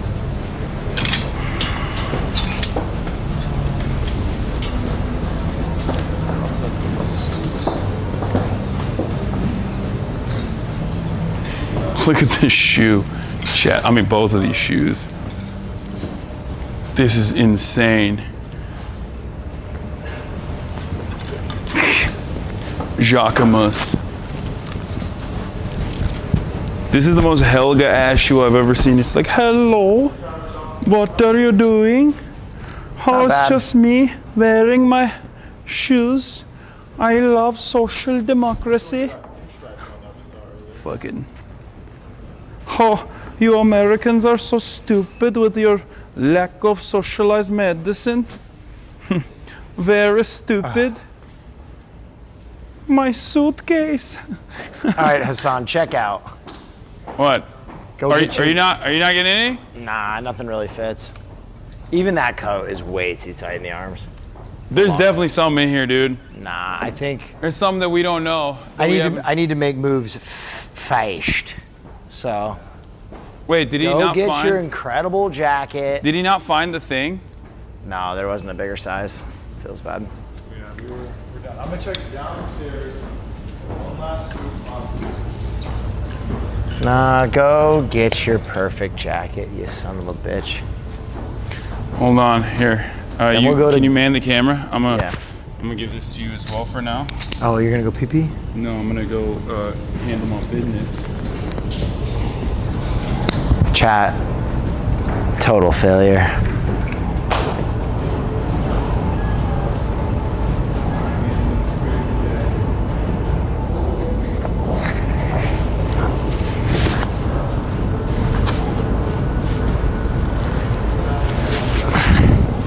You tried? I did. It's okay. We just won't look good this year.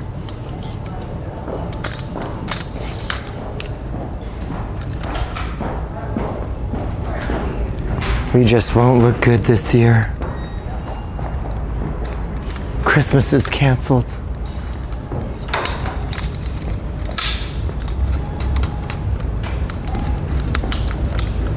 Why didn't you try this? Cause I don't like it. Oh, okay. It's like a deconstructed pinstripe. Oh, these are fire. The reverse pleat. Fuck. My arms didn't really fit in anything. Feels bad. Just a little too big. Too thick.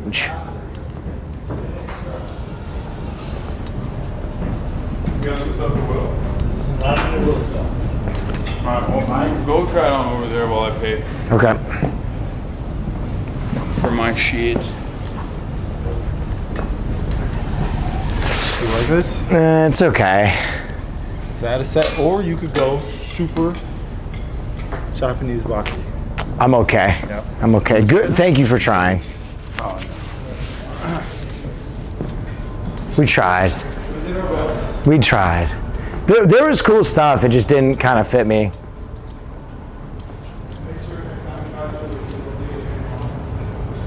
What are those crowns? Bro, just pull up in a crown? Oh, they're like felt.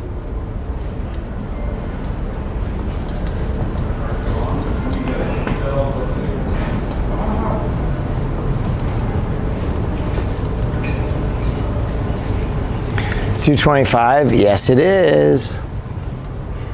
I'm probably just gonna go home and put something on after this.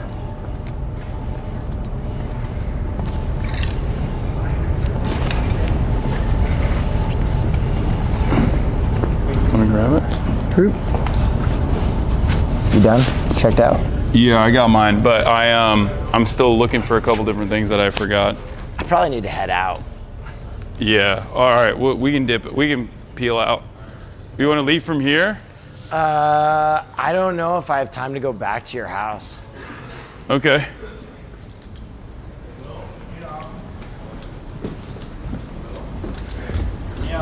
Okay, I'll try it. I'll try it. Give it to me. Let him cook. This could be. Last second. Oh. Oh my. This is interesting. Oh Does it my have pants? Lord. I think, yeah, you just go with any black pants with it because it's more of a coat. It's not really a blazer. The light is not great here. That lighting's bad in this area. This is very weird. I like it, but You're losing faith because you got no time remaining.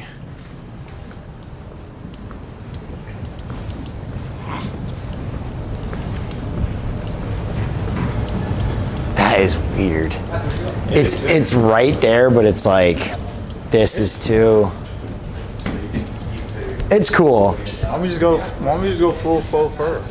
Yeah. Why don't you just go with the entire studio's faux fur coat? The purple. Oh. No, not the purple one. This one. That one is so, dude, dude. And for the price, if you walk in there with that. How big is that? Let me see. Let me see how big that is. How there much a bigger is one? this? I do have XL. Dude, it's actually amazing. It's only 1,000. Let me see. You got a bigger one of those? I got the XL, yeah. Let me see that. Bro, sold. It's so sick. I'm wearing this. Let me see the big one. Is that the only color you have? Only black left, yeah. This is like 1,000,000 pounds. Is it? I love it. Is it hot? It's so hot. We could both rock it. This is. Bro. Do you have like a ski mask I can wear with this? Do we still have? I think we still have a black one from. Oh, yes. We should from, what's that brand? DDPR?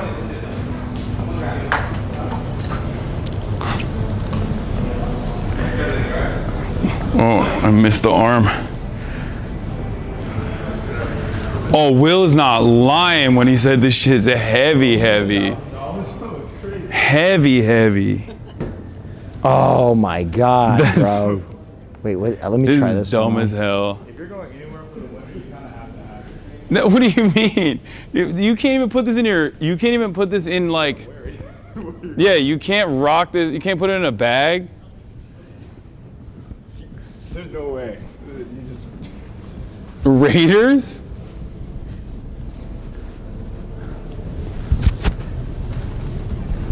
Does it have pockets? Dude, this is.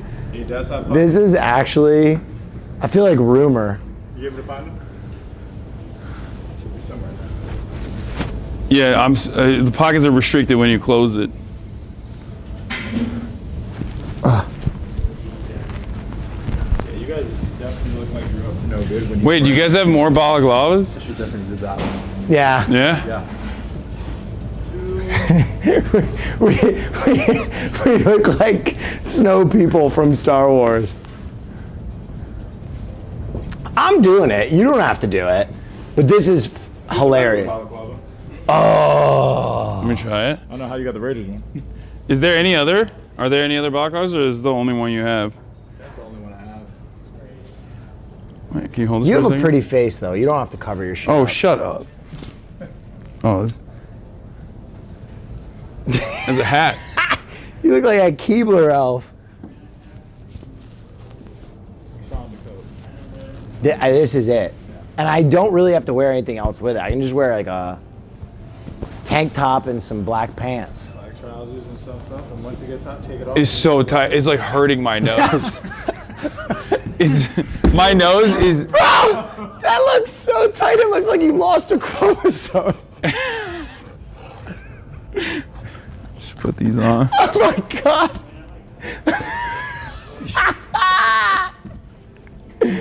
Holy shit. What's up? This is like a really crazy film that's about to happen right now.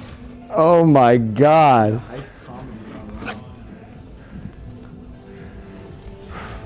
It's the tightest I've ever had anything on my. It feels like it's just, I put plastic wrap over my head. Are you getting it? Yeah, I'm getting it. You don't have to get it, but this is hilarious to me. This is perfect. Oh God, I can't even take it off. Oh. Oh my God, freedom. Yeah, this is not made for That was. Oh, this fell off.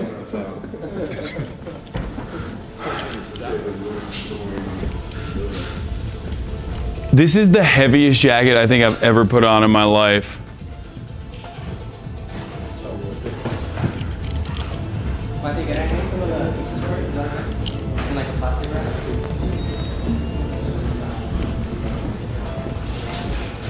It just keeps adding. Oh, Or it just keeps growing. You look awesome.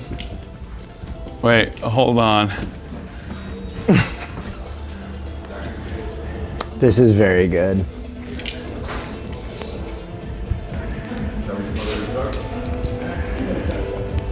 You look so fashion.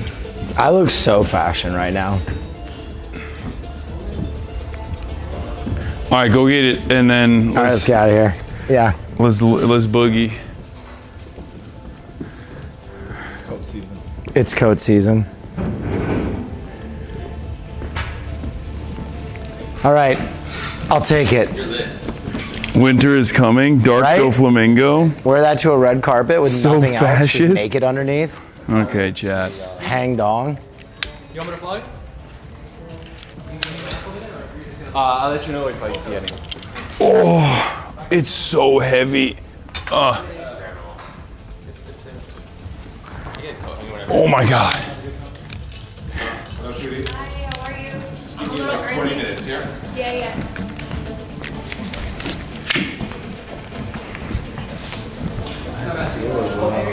Let's do it. Hasan, do you just want to come with me to my house from here? I'll grab a few things, then we'll go to your house and go together. Yeah, sure. We can do that. All right, I'm gonna conclude our.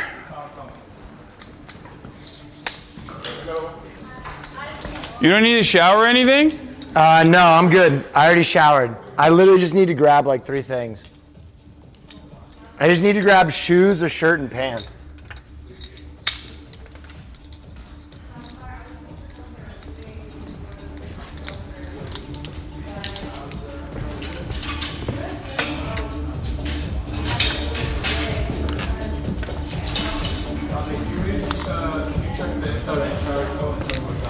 All right, chat. That is going to conclude our daily activity. We got some stuff. We got some clothes. Operation Save the Red Carpet. Save the red carpet. Total success. Last especially second now that purchases. I'm gonna look like an Ewok all night. Yeah. All right. I'm gonna check out. Okay, that'll be all. Shouts out to everybody who watched. Thank you for joining us on yet another journey of education and of dripping. We'll see you on the other side. I don't even know if I can raid from here, but I'm gonna try and raid Cutie Cinderella. What's up? Neff. What's Cutie's at? How do you spell Cutie Cinderella? Shit, let me see if I can find that first. It's probably the heaviest thing you've ever got from that place. Yeah, that's actually crazy that is all that is. Cinderella. That's why I love it. I'm Turkish, shut up.